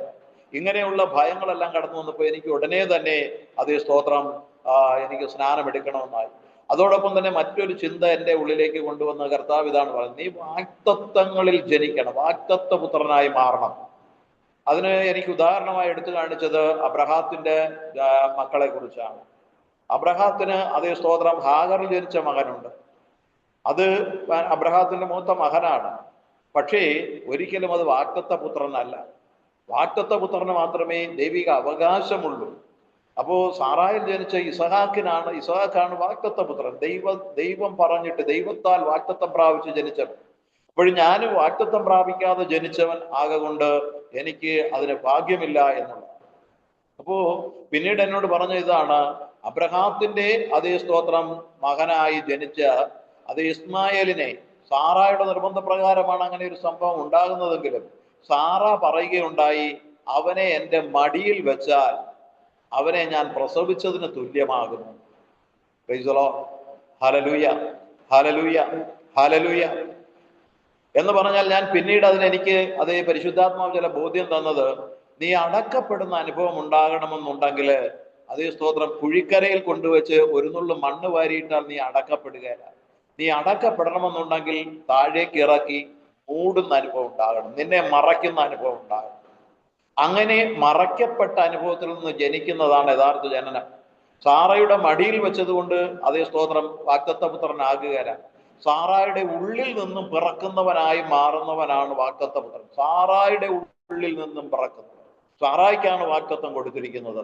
നിന്റെ ഭാര്യ സാറ അതേ സ്തോത്രം അടുത്ത വസന്തത്തിൽ ഞാൻ കടന്നു വരുമ്പോൾ ഒരു പുത്രനെ ചേർത്ത് കൊണ്ടുവന്ന് പറഞ്ഞിരിക്കുന്നു, സാറായോടെ പറഞ്ഞു. അത് ഉള്ളിൽ നിന്ന് പുറത്തു വരുന്നതാണ്, പുറമേ കൊണ്ട് വെച്ചതല്ല. പുറമേ കൊണ്ട് വെച്ചിട്ട് അതേ സ്തോത്രം എൻ്റെ പുത്രനാന്ന് പറഞ്ഞാൽ വാഗ്ദത്ത പുത്രനാകുകയില്ല. അതോടൊപ്പം തന്നെ ഞാനും യേശുക്രിസ്തുവിനോട് മരിച്ച് അടക്കപ്പെട്ട്, പാപത്തിൽ മരിച്ച് അടക്കപ്പെട്ടതിന് ശേഷം ഉയർത്തെഴുന്നേൽക്കുന്ന അനുഭവത്തിൽ വരുമ്പോഴാണ് ഞാൻ വീണ്ടും ജനിച്ചവനായി മാറുന്നത്. ആ ഒരു അനുഭവം എൻ്റെ ഉള്ളിലേക്ക് വന്നപ്പോൾ എനിക്ക് ഭയമായി. കാരണം ഞാൻ വീണ്ടും ജനിക്കുന്നില്ല എങ്കിൽ എനിക്ക് ദൈവരാജ്യം കാണുവാൻ കഴിയുകയില്ലായിരുന്നു. സ്തോത്രം. നീ വീണ്ടും ജനിക്കുന്നില്ല എങ്കിൽ അതേ സ്തോത്രം ദൈവരാജ്യം കാണാൻ നിനക്ക് സാധ്യമല്ല എന്ന വചനം എൻ്റെ ഹൃദയത്തിൽ വല്ലാണ്ട് സ്പർശിക്കുവാനിടയാക്കുന്നു. പ്രിയപ്പെട്ടവരെ, അപ്പോൾ തന്നെ ഞാനൊരു തീരുമാനമെടുക്കുക. ഈ തീരുമാനത്തിന്റെ പൂർണ്ണത എന്തെന്ന് ചോദിച്ചാൽ അതേ സ്തോത്രം 2016 ഓഗസ്റ്റ് മാസത്തില് അതേ ഒക്ടോബർ മാസത്തില് അതേ ഒരു ദിവസം ഒരു തീരുമാനമെടുക്കുകയാണ്. എന്ന് പറഞ്ഞാൽ അത് 29-ാം തീയതിക്ക് ഒരു 7 ദിവസത്തിന് മുമ്പായിട്ട് തീരുമാനമെടുക്കുക. 7 ദിവസത്തിന് മുമ്പായിട്ട് തീരുമാനമെടുത്തു, എനിക്ക് സ്നാനം സ്വീകരിച്ചേ മതിയാകും. അപ്പൊ അതിന് ഒരു ദിവസത്തിന് മുമ്പ് തന്നെ ഞാൻ 1-2 ദേവദാസന്മാരെ വിളിച്ചു. എനിക്ക് സ്നാനം ആവശ്യമുണ്ട്, എന്നെ ഒന്ന് സ്നാനപ്പെടുത്താമോ എന്ന് ചോദിച്ചു. അവര് പറഞ്ഞത് ഇങ്ങനെയാ പറഞ്ഞത്. ഒരാളെ വിളിച്ചപ്പോൾ പറഞ്ഞത്, അതേ സ്തോത്രം പാസ്റ്ററെ, ഞാനിവിടെ ഇല്ല, ഞാനിപ്പോ വിദേശത്താണ്, ഞാൻ ഒരു മാസത്തിനുള്ളിൽ മടങ്ങി വരും. മടങ്ങി വന്നതിന് ശേഷം ഞങ്ങൾ ഒരു 21 ഉപവാസമുണ്ട്. അപ്പോ ഒരു കാര്യം ചെയ്ത് സഹോദരൻ അങ്ങോട്ട് പോരെ, നമുക്ക് അവിടെ വെച്ച് സ്നാനം എടുക്കാമെന്ന് പറഞ്ഞു. അപ്പൊ എനിക്ക് അന്നേ ദിവസം തന്നെ സ്നാനം കിട്ടണമെന്ന നിർബന്ധമായിരുന്നു. അന്നേ ദിവസം തന്നെ സ്നാനം കിട്ടണമെന്നുള്ള നിർബന്ധം. അങ്ങനെ എനിക്ക് തോന്നുന്നു വെണ്ണിക്കുളം നമ്മുടെ ഷാജിപ്പോൾ പാസ്റ്ററെ വിളിച്ചു. ഷാജിപ്പോൾ പാസ്റ്ററെ വിളിച്ചപ്പോൾ പാസ്റ്ററെ ഞാനിപ്പോ സഹോദര, ഞാനിപ്പോ വടക്കേറ്റിയിലാണ്, ഞാൻ അടുത്ത ആഴ്ച വരികയുള്ളൂ, അടുത്ത ആഴ്ച വന്നിട്ട് സ്നാനം മതിയോ നടത്താമെന്ന് പറഞ്ഞു. ഞാൻ മറുപടി ഒന്നും പറഞ്ഞില്ല. അങ്ങനെ ശരി എന്നാട്ടെ എന്നും പറഞ്ഞ് കട്ട് ചെയ്തു. അങ്ങനെ വേറെ ഒരു പാസ്റ്ററോടെ വിളിച്ചപ്പോഴും ഇതുപോലെയുള്ള എക്സ്ക്യൂസുകളാണ് പറയുന്നത്. ഞങ്ങളൊരു 3 മാസം ഒരു 3 ആഴ്ചയോടെ കഴിയുമ്പോൾ ഞങ്ങൾക്കൊരു 21-ന്റെ ഉപവാസം വരുന്നുണ്ട്, സഹോദരൻ അങ്ങോട്ട് പോരെ, നമുക്ക് സ്നാനം എടുക്കാം. അങ്ങനെ അതും എനിക്ക് വലിയ വേദന. എൻ്റെ വേദന വേറൊന്നുമല്ല, ഇന്ന് ഞാൻ മരിച്ചു പോയാൽ എനിക്ക് സ്വർഗത്തിൽ പോകാൻ പറ്റുകയില്ല. അങ്ങനെ നിർബന്ധപൂർവം അതേ സ്തോത്രം അടുത്ത ഒരാളെ, പരിചയമുള്ള ഒരാളെ വിളിച്ചു. അത് ഇവിടെ വള്ളികുന്നത്തുള്ള, കായംകുളം വള്ളികുന്നത്തുള്ള ഒരു പാസ്റ്ററെ വിളിച്ചു. അപ്പൊ പാസ്റ്റർ പറഞ്ഞു, ഒരു കാര്യം ചെയ്യ്, നിങ്ങൾ ഇങ്ങോട്ട് പോരെ, ഇടയ്ക്ക് നമുക്ക് സ്നാനത്തിനുള്ള സൗകര്യം ഒരുക്കാന്ന് പറഞ്ഞു. അപ്പൊ ഞാൻ പറഞ്ഞു, ഇല്ല പാസ്റ്റർ, എനിക്ക് ഇന്ന് സ്നാനം കിട്ടണമെന്ന് പറഞ്ഞു. അപ്പൊ പറഞ്ഞു, ഇപ്പൊ സമയം എന്തായി? ഞാൻ പറഞ്ഞു, സമയം 11:30 കഴിഞ്ഞ് 12 മണിയാകുമ്പോൾ. ഒരു കാര്യം ചെയ്ത് നീ ഒരു കാറും എടുത്തുകൊണ്ട് എളുപ്പം പോരെ, നമുക്ക് ഇവിടെ വരുമ്പോഴത്തേക്ക് എങ്ങനെയും 2-2.5 മണിക്കൂറിനകത്ത് നീങ്ങി വരും. ഇവിടെ വന്നിട്ട് നമുക്ക് ഈ രാത്രി തന്നെ സ്നാനം കഴിക്കാം എന്ന് പറഞ്ഞിട്ട് പുള്ളി ചിരിച്ചപ്പോൾ ഞാൻ വിചാരിച്ചു എന്നെ കളിയാക്കുക എന്ന് വിചാരിച്ചു. അപ്പൊ കളിയാക്കുക എന്ന് വിചാരിച്ചിട്ട് ഞാൻ പറഞ്ഞു, പാസ്റ്റർ എന്നെ കളിയാക്കിയതാണോ? എന്റെ വേദന നിങ്ങൾക്ക് അറിയുകയല്ലോ, നിങ്ങൾ എന്നെ കളിയാക്കുക? ഇല്ല പാസ്റ്ററെ, ഞങ്ങൾ 21-ന്റെ ഉപവാസം ഇത് 2 ആഴ്ച കഴിഞ്ഞ് പാസ്റ്റർ, ഇനി ഒരാഴ്ചയും കൂടെ ഉണ്ട്. പാസ്റ്റർ നല്ല ബ്രദർ എന്നാണ് വിളിക്കുന്നത്, ബ്രദറിഞ്ഞ് പോരെ എന്ന് പറഞ്ഞു. അപ്പൊ ഞാൻ എൻ്റെ ഭാര്യയോട് ആ രാത്രി തന്നെ പറഞ്ഞു, ഞാൻ സ്നാനം എടുക്കാൻ പോവുക എന്ന് പറഞ്ഞു. അപ്പോ എൻ്റെ കുഞ്ഞുങ്ങളോടെല്ലാം ആ രാത്രി തന്നെ ഒരു മണിയാകുന്നതിന് മുമ്പ് എല്ലാവരും രാത്രിക്ക് തന്നെ വിളിച്ചുണർത്തി. അവരെല്ലാവരും വിവിധ സ്ഥലങ്ങളിൽ താമസിക്കുക. എല്ലാവരും വിളിച്ചുണർത്തിയിട്ട് ഞാൻ പറഞ്ഞു, മക്കളെ, ഞാൻ ഇതുപോലെ സ്നാനം എടുക്കാൻ പോവുക, എനിക്ക് സ്നാനം എടുത്തേ പറ്റുള്ളൂ. അപ്പൊ എന്നോട് ചോദിച്ചു, അപ്പ ഒരു കാര്യം ചെയ്യ്, നിങ്ങളെ മരിച്ചാൽ എവിടെ കൊണ്ട് അടക്കുമെന്ന് ചോദിച്ചു. അപ്പൊ ഞാൻ പറഞ്ഞു, അതേ സ്തോത്രം, എന്നെ ജനിക്കുന്നതിന് മുമ്പ് ഞാൻ എവിടെയായിരുന്നു എനിക്കറിയത്തില്ല, അതെന്റെ ദൈവത്തിനെ അറിയും. മരിച്ചു കഴിഞ്ഞാൽ എന്നെ എവിടെയായിരിക്കും ദൈവത്തിനെ അറിയുള്ളൂ.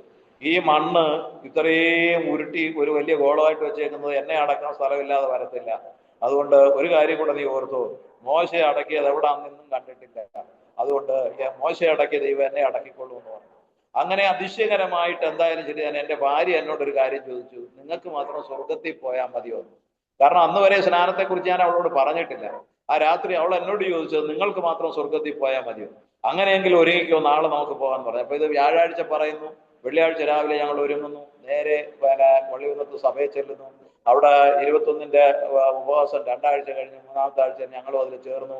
അടുത്ത ശനിയാഴ്ച വന്നപ്പോൾ ഞങ്ങളെ കൊണ്ടുവന്ന് ആയൂര് കൊണ്ടുവന്ന് സ്നാനപ്പെടുത്തി. അങ്ങനെ ആ സ്നാനം കഴിഞ്ഞ് ഞാൻ ഇന്നും ഓർക്കുന്ന ഒരു അനുഭവം എന്ന് പറയുന്നത്, ഇപ്പോഴും എനിക്ക് ഓർമ്മയുള്ളതെന്ന് പറയുന്നതാണ്, ഞാൻ നേരത്തെ പറഞ്ഞല്ലോ, ക്യാൻസർ രോഗം സൗഖ്യപ്പെടുന്നത് ഞങ്ങളുടെ പ്രാർത്ഥനയിൽ വെളിപ്പെട്ട് വന്നിട്ടുണ്ട്. കാരണം പിന്നീട് ആ അമ്മച്ചി 15 വർഷം ഷുഗർ പേഷ്യന്റും കൂടെ ആയതുകൊണ്ട് 15 വർഷം ജീവിച്ച ആളാണ്. അതോടൊപ്പം തന്നെ ഒത്തിരി അത്ഭുതങ്ങൾ കണ്ടിട്ടുണ്ട്. ഇതൊക്കെ ഈ ശുശ്രൂഷ കഴിഞ്ഞ് വീട്ടിൽ വന്നാൽ എൻ്റെ ഉള്ളിൽ ശൂന്യമാണ്, എൻ്റെ ഉള്ളിലൊന്നുമില്ല. കാരണം അവിടെ കിട്ടുന്ന ആനന്ദം അവിടെ എല്ലാം എന്നിൽ നിന്ന് വിട്ടുപോയി.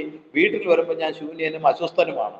എന്നാൽ ഈ സ്നാനം എടുത്തു കഴിഞ്ഞപ്പോൾ മുതൽ ഒന്നെനിക്ക് മനസ്സിലായി, ഒരുപക്ഷെ ഒരു ദിവസം ശുശ്രൂഷയില്ല, അല്പനേരം ഇരുന്ന് പ്രാർത്ഥിച്ചാലും ആ ആനന്ദം എന്നെ വിട്ടുപോകുകയാണ്. കാരണം പരിശുദ്ധാത്മാവ് എന്നെ ഉപയോഗിച്ചിരുന്ന ഒരു തലം എന്ന് പറഞ്ഞാൽ അന്ന് മകനല്ലായിരുന്നു.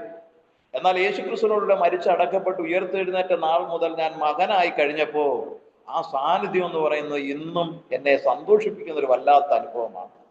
ഒരുപക്ഷെ ചെറിയൊരു കൂട്ടായ്മയിൽ പോയാൽ പോലും ഇന്ന് ഞാൻ അനുഭവിക്കുന്ന ഒരു സന്തോഷമുണ്ട്. അതെന്ന് പറയുന്ന സന്തോഷം മാറുകയില്ല. അന്ന് വലിയ അത്ഭുതങ്ങൾ ചെയ്തിട്ട്, കാരണം പരിശുദ്ധാത്മാവിനാൽ ചെയ്തിട്ട് മടങ്ങി വന്നാലും എൻ്റെ ഉള്ളിൽ ശൂന്യമാണ്. ഇന്ന് ആ ശൂന്യതയില്ല, ആ വലിയ സന്തോഷം. ഇന്ന് ഞാൻ അതേ സ്തോത്രം അനേകരോടും പറയുന്നു, നിങ്ങൾ ഏത് കൂട്ടായ്മയിലായിരിക്കുന്നു എന്നുള്ളതിലല്ല, നീ ക്രിസ്തുവിന് ഒപ്പം മരിച്ചടക്കപ്പെടാൻ നീ തയ്യാറാകുന്നില്ല എങ്കിൽ നിന്റെ ഏത് വിശ്വാസം കൊണ്ടും പ്രയോജനമില്ല. കാരണം ഞാൻ അനേക വർഷം ഈ ശുശ്രൂഷ എന്ന് പറഞ്ഞാൽ എങ്ങനെയാ, ശുശ്രൂഷ ചെയ്ത് അത്ഭുതം കണ്ടവനാണ്. പക്ഷെ ഞാൻ യേശുവിന് ജനിക്കാത്തത് കൊണ്ട് അത് എനിക്ക് പ്രയോജനമില്ല. അതൊന്ന് പറയുകയാണ്, നിനക്കെന്നോടുകൂടി പങ്കില്ല എന്ന് പറഞ്ഞ പിന്നെ നമ്മൾ എന്ത് ചെയ്യാൻ പറ്റും? നമ്മൾ ഒത്തിരി വാദിച്ചു, ഞാൻ ഒത്തിരി വാദിച്ചു, നിന്റെ പേരിലല്ലേ ഞാൻ ശുശ്രൂഷ ചെയ്ത്. ഒക്കെ ശരിയാണ്. ഒരു മനുഷ്യൻ ആവശ്യം വന്നപ്പോൾ നിന്നെ ഞാൻ പറഞ്ഞു വിട്ടു. നീ എൻ്റെ വചനത്തിൽ വിശ്വസിച്ചത് കൊണ്ട് നീ വചനം പറയുക, അവരെ മാനസാന്തരപ്പെടുത്തുകയും ഞാൻ നിന്നോട് കൂടെ ഇരുന്ന് അവർക്ക് സൗഖ്യം ഉള്ളത് കൊണ്ട് ഞാൻ നിന്റെ കരം നീട്ടിയപ്പോൾ നീ നിന്റെ കരം നീട്ടിയപ്പോൾ ഞാൻ എൻ്റെ കരത്തിലൂടെ അവർക്ക് അത്ഭുതം കൊടുത്തു. അതും നിനക്കും എനിക്കും തമ്മിലുള്ള ബന്ധം എന്താ? നീ അവിടെ ശുശ്രൂഷ ചെയ്തെങ്കിൽ അതിന്റെ ഫലവും നിനക്ക് അവിടെ തന്നെ കിട്ടിയിട്ടുണ്ട്. അത് ഭൗതിക ഫലങ്ങളായിട്ടൊക്കെയാണ് നിനക്ക് കിട്ടിയേക്കുന്നത്. നിനക്ക് ആത്മാവിന്റെ ഫലത്തിന്റെ പൂർണ്ണത ഇതുവരെയും നിന്റെ സ്വന്തമാക്കിയിട്ടില്ല. എനിക്ക് ജനിക്കാത്തിടത്തോളം എൻ്റെ മകന്റെ അവകാശം പറയാൻ നിനക്കൊന്നുമില്ല. നീ ഒന്ന് ജനിച്ചാൽ പിന്നെ നീ എൻ്റെ അവകാശിയാണ്. അത് മകനാകാത്തവർക്ക് ഞാൻ അവകാശം കൊടുക്കുന്നത് എങ്ങനെ? മകനല്ലാത്തവർക്ക് വരെ അവകാശം എന്ന് പറയുന്നത് ഒന്നും പറയാൻ പറ്റില്ല. പിന്നെ അല്ലേ, മഴ പെയ്യുമ്പോൾ എല്ലാ ചെടിക്കും വെള്ളം കിട്ടുന്നത് പോലെ അത് കാട്ടുചെടിക്കും വെള്ളം കിട്ടുന്നു. നമ്മൾ വളർത്തുന്ന ചെടിക്കാകട്ടെ നമ്മൾ വളവും വെള്ളവും എല്ലാം ഒഴിച്ചു കൊടുക്കുന്നു, അത് അവകാശമുള്ളതായതുകൊണ്ട്. അതേസമയം ഒരു കാട്ടുചെടിക്ക് ഇങ്ങനെ വളവും വെള്ളവും ഒന്നും കിട്ടുകയില്ല, അത് പ്രകൃതിയിൽ നിന്ന് കിട്ടുക എന്ന് പറയുന്നത് പോലെയാണ് കർത്താവായ യേശു ക്രിസ്തുവിൽ ജനിക്കാത്ത വിശ്വാസി എന്ന് പറയപ്പെടുന്നവർക്കും പൊതുവായി ദൈവം എല്ലാ ജാതികൾക്കും കൊടുക്കുന്നത് പോലെയുള്ളതൊക്കെ കിട്ടുമെന്നുള്ളതല്ലാതെ നിനക്ക് പ്രത്യേകാൽ ഒരു മകന്റെ പദവിയിലുള്ള അനുഗ്രഹം കിട്ടുക പ്രയാസകരമാണ്. അപ്പൊ നീ മകനായി ജനിക്കണം. അങ്ങനെ മകനായി ജനിച്ച് പിന്നെയും ഞാൻ കത്തോലിക്ക സഭയിൽ തന്നെ പോയിക്കൊണ്ടിരിക്കുക. രഹസ്യമായിട്ട് നടന്ന സംഭവമാണ്, അവരാരും അറിഞ്ഞിട്ടില്ല. പക്ഷെ 1 മാസം കഴിയുന്നതിന് മുമ്പ് അവര് തന്നെ എന്നെ പിടിച്ച് പുറത്താക്കി എന്നുള്ളതാണ്. കാരണം എൻ്റെ പ്രാർത്ഥന അവർക്ക് ഇഷ്ടപ്പെടാതെ വന്നു. ഞാൻ പറഞ്ഞിട്ടില്ല ഇങ്ങനെ എനിക്ക് സംഭവിച്ചു, അവരറിഞ്ഞിട്ടുമില്ല. എന്നിട്ടും ആ കൂട്ടായ്മയിൽ നിന്ന് അവര് തന്നെ എന്നെ പുറത്താക്കി. അപ്പൊ എനിക്ക് ആദ്യം സങ്കടം തോന്നിയെങ്കിലും വളരെ പെട്ടെന്ന് ഞാൻ സന്തോഷിച്ചു. കർത്താവേ, യഥാർത്ഥത്തിൽ ഇപ്പോഴാണ് നിന്റെ സ്നേഹം എനിക്ക് മനസ്സിലായത്. കാരണം ഇണയില്ലാപ്പണ കൂടാൻ പാടില്ല എന്നുള്ള വചനം അപ്പോഴാണ് എൻ്റെ ഓർമ്മയിൽ വന്നത്. ഇനി നിനക്ക് അവിടവുമായിട്ട് ബന്ധമില്ല, അവിടവുമായിട്ട് നിനക്ക് യാതൊരു. പക്ഷേ ഇന്നും അതിലെ വിശ്വാസികൾ എന്നെ വിളിച്ച് പ്രാർത്ഥിക്കുകയും എന്നോട് വചന ആലോചന ചോദിക്കുകയും ഒക്കെ ചെയ്യുന്നുണ്ട്. എല്ലാവർക്കും വലിയ കാര്യമാണ് ഇപ്പോഴും. പക്ഷേ അതിലെനിക്ക് തോന്നുന്നു അന്ന് പ്രാർത്ഥനയിലായിരുന്നല്ലോ ഒരു 8ഓളം കുടുംബവും മാനസാന്തരത്തിലേക്ക്, രക്ഷയിലേക്ക് വന്നിട്ടുണ്ട്. ഈ നാളുകളിൽ ദൈവം എന്നെ എടുത്ത് അങ്ങനെ ഉപയോഗിച്ചുകൊണ്ടിരിക്കുന്നു. വളരെ സന്തോഷപ്രദമായ ഒരു അനുഭവമായി മുന്നോട്ട് പോയിക്കൊണ്ടിരിക്കുന്നു. അതേ സ്തോത്രം. എൻ്റെ വൈഫിനാകട്ടെ ഒരു സ്ട്രോക്ക് വന്ന്, അതേ സ്തോത്രം, ഞങ്ങൾ തമിഴ്നാട്ടിൽ ശുശ്രൂഷിച്ചുകൊണ്ടിരിക്കുമ്പോഴായിരുന്നു. അത് 2020 വന്ന് ആ കൊറോണയുടെ സമയത്ത്.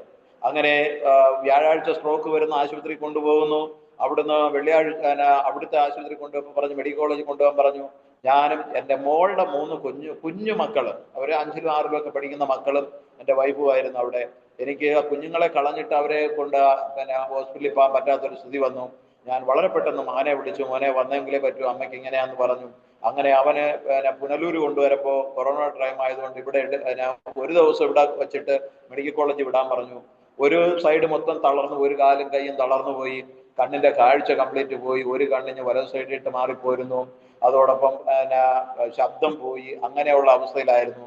ഞാൻ അവരുടെ കൂടെ വരാനോ അവരുടെ കൂടെ ആശുപത്രി പോകാനോ പോയില്ല. അവരെ ഒരു മോളും കൊച്ചുമോനും കൂടെ മെഡിക്കൽ കോളേജിൽ കൊണ്ടുപോയി. എന്നാൽ 2 ആഴ്ച കഴിഞ്ഞപ്പോഴത്തേക്ക് അവർ റിക്കവർ ആകാൻ തുടങ്ങി. 3ാമത്തെ മാസത്തില് തിരിച്ച് എൻ്റെ അടുത്ത് ആരോഗ്യമുള്ളവളായി തമിഴ്നാട്ടിൽ വന്നു എന്നുള്ളതാണ്. ഞാൻ ഇപ്പോഴും അത്ഭുതപ്പെടുന്നു. അനേകർ പറയുന്നു ഫിസിയോതെറാപ്പി ഉൾപ്പെടെ 1 വർഷം 2 വർഷമൊക്കെ ചെയ്താലും മാറാത്ത രോഗമായത്. പലർക്കും വന്നിട്ടുള്ളത് അങ്ങനെയാണ്. ഒരു കാലെങ്കിലും വെച്ച് നടക്കും, ഒരു കൈ തളർന്നു പോകുന്നതാണ്. ഈ കൈയും കാലും എല്ലാം തളർന്ന്, അതേ സ്തോത്രം, ഒരു തരത്തിലും നടക്കാൻ പറ്റാത്ത ഒരാള്, അത്ര ബുദ്ധിമുട്ടിയിരുന്ന ഒരാൾ 3ാമത്തെ മാസം പൂർണ്ണ ആരോഗ്യത്തോട് മടങ്ങി വന്നു എന്ന് പറയുമ്പോൾ ഞാൻ അവിടെ ഇരുന്നുകൊണ്ട് ഒറ്റയ്ക്ക് ഏകാന്തതയിൽ ഇരുന്ന് പ്രാർത്ഥിക്കുമായിരുന്നു. കർത്താവേ, ഈ ലോകത്തിന്റെ അതേ സ്തോത്രം മരുന്നോ ഈ ലോകത്തിൻ്റെതായ സാന്നിധ്യമോ ഒന്നുമല്ല, നിന്റെ സാന്നിധ്യം അവിടെ ഇറങ്ങണമെന്ന് പറഞ്ഞു. അങ്ങനെ അവൾ ഇന്ന് ആരോഗ്യമുള്ളായിരിക്കുന്നു. വളരെയേറെ സന്തോഷമായി ഞങ്ങൾ മുന്നോട്ട് പോകുന്നു. അതോടൊപ്പം തന്നെ 2022 ഞാൻ ഇവിടെ വന്നു. ഒക്ടോബർ ആയപ്പോഴത്തേക്ക് എനിക്കൊരു അറ്റാക്ക് വന്നു. അറ്റാക്ക് വന്ന് എന്നെ ഇവിടുന്ന് ആശുപത്രി കൊണ്ട്, അതും ഒരു ചരിത്രമാണ്, സമയം പോയതുകൊണ്ട് ഞാനത് വിവരിക്കുന്നില്ല. ഇവിടുന്ന് എന്നെ കൊണ്ടുപോയി 4 ബ്ലോക്ക് ഉണ്ടായിരുന്നു, അത് സ്റ്റെന്റ് ഇട്ടേക്കാണ്, ഇപ്പോൾ സ്റ്റെന്റ് ഇട്ടേക്കാണ്. അതോടൊപ്പം തന്നെ വൃക്കയ്ക്ക് പവർ കുറവുണ്ടെന്ന് പറഞ്ഞ് അന്ന് അവിടെ പോകുമ്പോഴേ ഇതെല്ലാം അറിയുന്നത്, ബ്രീത്തിങ് കുറവുണ്ട്, ഇങ്ങനെ ശരീരത്തിന്റെ ഒത്തിരി ബുദ്ധിമുട്ടുണ്ടെന്നൊക്കെ പറയുന്നു.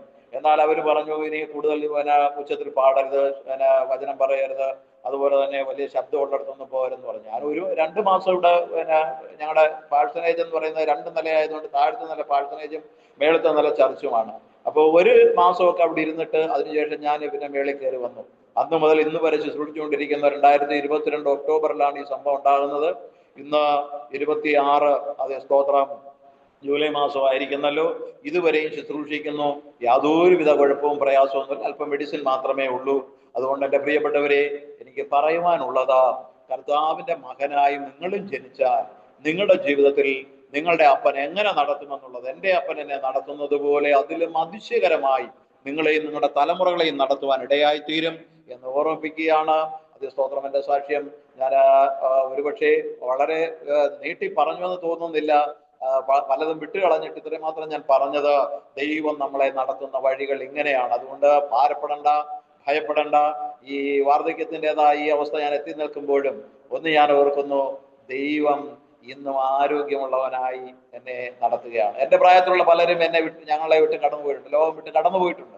എന്നാൽ ഈ പ്രായത്തിലും ഈ ഇത്രയും പ്രശ്നങ്ങൾ ഉണ്ടെങ്കിലും ശുശ്രൂഷയ്ക്ക് കയറി കഴിയുമ്പോൾ ഇതിനെ എന്നും കർത്താവിന്റെ മേൽ വരുത്താതെ സൂക്ഷിച്ചുകൊണ്ടിരിക്കുക. അധികം മെഡിസിൻ ഒന്നും എടുക്കാനും ഡോക്ടേഴ്സ് ഒരുപാട് മെഡിസിൻ തന്നിട്ടുണ്ട്. ഞാൻ അധികം ഒന്നും എടുക്കാറില്ല. ഒരു 4 ഐറ്റം മെഡിസിൻ മാത്രമേ, അത്യാവശ്യം 4 ഐറ്റം മെഡിസിൻ എടുക്കാറുള്ളൂ. അതുകൊണ്ട് എൻ്റെ ശരീരത്തിന് വലിയ കുഴപ്പമൊന്നും ഇല്ലാതെ പോകുന്നു. ദൈവം നിങ്ങളെയും അതേ സ്തോത്രം നടത്തുവാൻ മതിയായവനാണ്. ഇങ്ങനെ ഒരു അവസരം ഒരുക്കി തന്ന ബ്രദറിനോടുള്ള നന്ദിയെ പ്രത്യേകിച്ച് അറിയിക്കുന്നു. ഈ പ്രോഗ്രാം അതേ സ്തോത്രം അനേകർക്ക് അനുഗ്രഹമായി തീരട്ടെ. അതോടൊപ്പം തന്നെ സാക്ഷ്യം പറയുവാൻ ആഗ്രഹിക്കുന്നവർക്ക് ഒരു പ്ലാറ്റ്ഫോം ലഭിച്ചിരിക്കുന്നല്ലോ. ഇങ്ങനെ ഒരു പ്ലാറ്റ്ഫോം കൊടുത്തതിനായിട്ട് ദൈവത്തിനും 1000 നന്ദി പറയുകയാണ്. എന്നെയും ഇതിൽ സ്വീകരിച്ചതിന് അവിചാരിതമായിട്ടാണെന്ന് സന്തോഷ് പാസ്റ്റർക്ക് ലഭിച്ച ഒരവസരമാണ്. പാസ്റ്റർ എന്നോട് പറഞ്ഞു, പാസ്റ്ററെ എന്നെ ഒന്ന് സഹായിക്കണമെന്ന് പറഞ്ഞ് എന്നെ നിർബന്ധിച്ചു.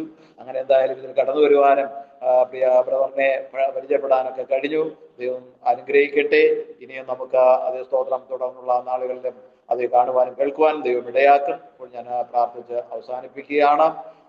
നമുക്ക് പ്രാർത്ഥിക്കാം. സ്വർഗീയ പിതാവേ, അങ്ങയുടെ കരങ്ങളിലേക്ക് ഏൽപ്പിച്ച് പ്രാർത്ഥിക്കുന്നു. അപ്പ ദൈവമേ, ഞങ്ങൾ ഈ കേട്ടുകൊണ്ടിരിക്കുന്ന അനേകരുണ്ട്. ആരെങ്കിലും രോഗത്താൽ ഭാരപ്പെടുന്നവരുണ്ടെങ്കിൽ അവരെ പ്രത്യേകിച്ച് ഓർത്ത് പ്രാർത്ഥിക്കുക. അപ്പൊ അനേകർ ഈ രക്ഷയിലേക്ക് കടന്നു വരാൻ ആഗ്രഹിച്ചിട്ട് ഇന്നും പലവിധമായ കാരണങ്ങളാൽ കർത്താവെ അവർ പിന്മാറി നിൽക്കുമ്പോൾ, പലരും സാമുദായിക സംഘടനയിൽ നിൽക്കുമ്പോൾ, കർത്താവെ അവർക്കൊക്കെയും നിന്റെ മകനാകുവാൻ, നിന്റെ മകളാകുവാൻ ദൈവമേ കൊടുത്ത അവസരം തക്കത്തിൽ ഉപയോഗിപ്പാൻ പരിശുദ്ധാത്മാവെ നാളുകളിൽ ഇടയാക്കി തീർക്കണം. അവർ നിനക്ക് മകനായി മകളായി ജനിച്ചു അവർക്ക് വെച്ചിരിക്കുന്ന ആ നിത്യ സൗഭാഗ്യം, അങ്ങൊരുക്കിയിരിക്കുന്ന നിത്യഭവനം അവർക്ക് പ്രാപിപ്പാൻ തക്കവണ്ണം ഇടയായി തീരണം. കർത്താവേ, പ്രിയാങ്ങയുടെ ദാസനെയും തന്റെ കുടുംബത്തെയും തന്റെ തലമുറകളെയും അപ്പന്റെ കരങ്ങളിലേക്ക് ഏൽപ്പിച്ച് പ്രാർത്ഥിക്കുന്നു. അവർ നേരിടുന്ന എല്ലാ വിഷയങ്ങൾക്കായി സ്തോത്രം ചെയ്യും. അവരെ നിമാനിച്ച് അനുഗ്രഹിച്ച് ആശീർവദിക്കുന്നു. പ്രത്യേകിച്ച് ഇതിൽ കടന്നു വന്ന എല്ലാ പ്രിയപ്പെട്ടവരെയും ഈ നസ്രയന്റെ വഴികളെ തിരിച്ചറിയുവാനും ആ നസ്രയന്റെ വഴികളിലൂടെ സഞ്ചരിപ്പാൻ തക്കവണ്ണം ദൈവം ഇടയാക്കണമെന്ന് അപേക്ഷിക്കുന്നു. പരിശുദ്ധാത്മാവെ അങ്ങയുടെ കരങ്ങളിൽ ഏൽപ്പിക്കുന്നു. ഈ രാത്രി പ്രാർത്ഥിക്കുന്നു. പ്രാർത്ഥന കേട്ടിരിക്കാൻ സ്തോത്രം ചെയ്യുന്നു. യേശു ക്രിസ്തുവിൻ നാമത്തിൽ തന്നെ ആമേൻ, ആമേൻ. അനുഗ്രഹിക്കും. God bless you. അനുഗ്രഹമേറിയ സാക്ഷ്യം കേൾക്കുവാൻ കർത്താവ് ഇടയാക്കിയതിനായി ദൈവത്തിന് നന്ദി കരയേറ്റുന്നു. കർത്താവിന്റെ ദാസനെ ദൈവം ഏറ്റവും ശക്തിയോടെ ഈ കാലഘട്ടത്തിൽ ഉപയോഗിക്കുന്ന ഓരോ ദൈവത്തിന് സ്തോത്രം ചെയ്യുന്നു. ഇനിയും കർത്താവ് ആയുസ് ഉള്ള കാലത്തോളം കർത്താവിന് വേണ്ടി അധികമായി ശ്രദ്ധിക്കുവാൻ, കർത്താവിന്റെ വയസ്സ് അധികമായി കർത്താവ് പ്രയോജനപ്പെടുത്തുവാൻ കർത്താവിന്റെ ദാസന് വേണ്ടി എല്ലാം ഞങ്ങൾ പ്രാർത്ഥിക്കുന്നു. പ്രോഗ്രാമിലേക്ക് ഭാഷ പറഞ്ഞതുപോലെ ഔപചാരികമായി വന്നുകൊണ്ടിരും വിശ്വസിക്കുന്നു. അനേകരുടെ ജീവിതത്തിൽ തീരും. പ്രത്യേകിച്ച് വന്നതിനുള്ള പ്രത്യേക നന്ദിയെ അറിയിച്ചുകൊള്ളുന്നു. അടുത്ത ദിവസം കടന്നു വരാം. അതുവരെ പ്രാർത്ഥിച്ചുകൊണ്ട് സ്വീകരിച്ചുകൊള്ളാം.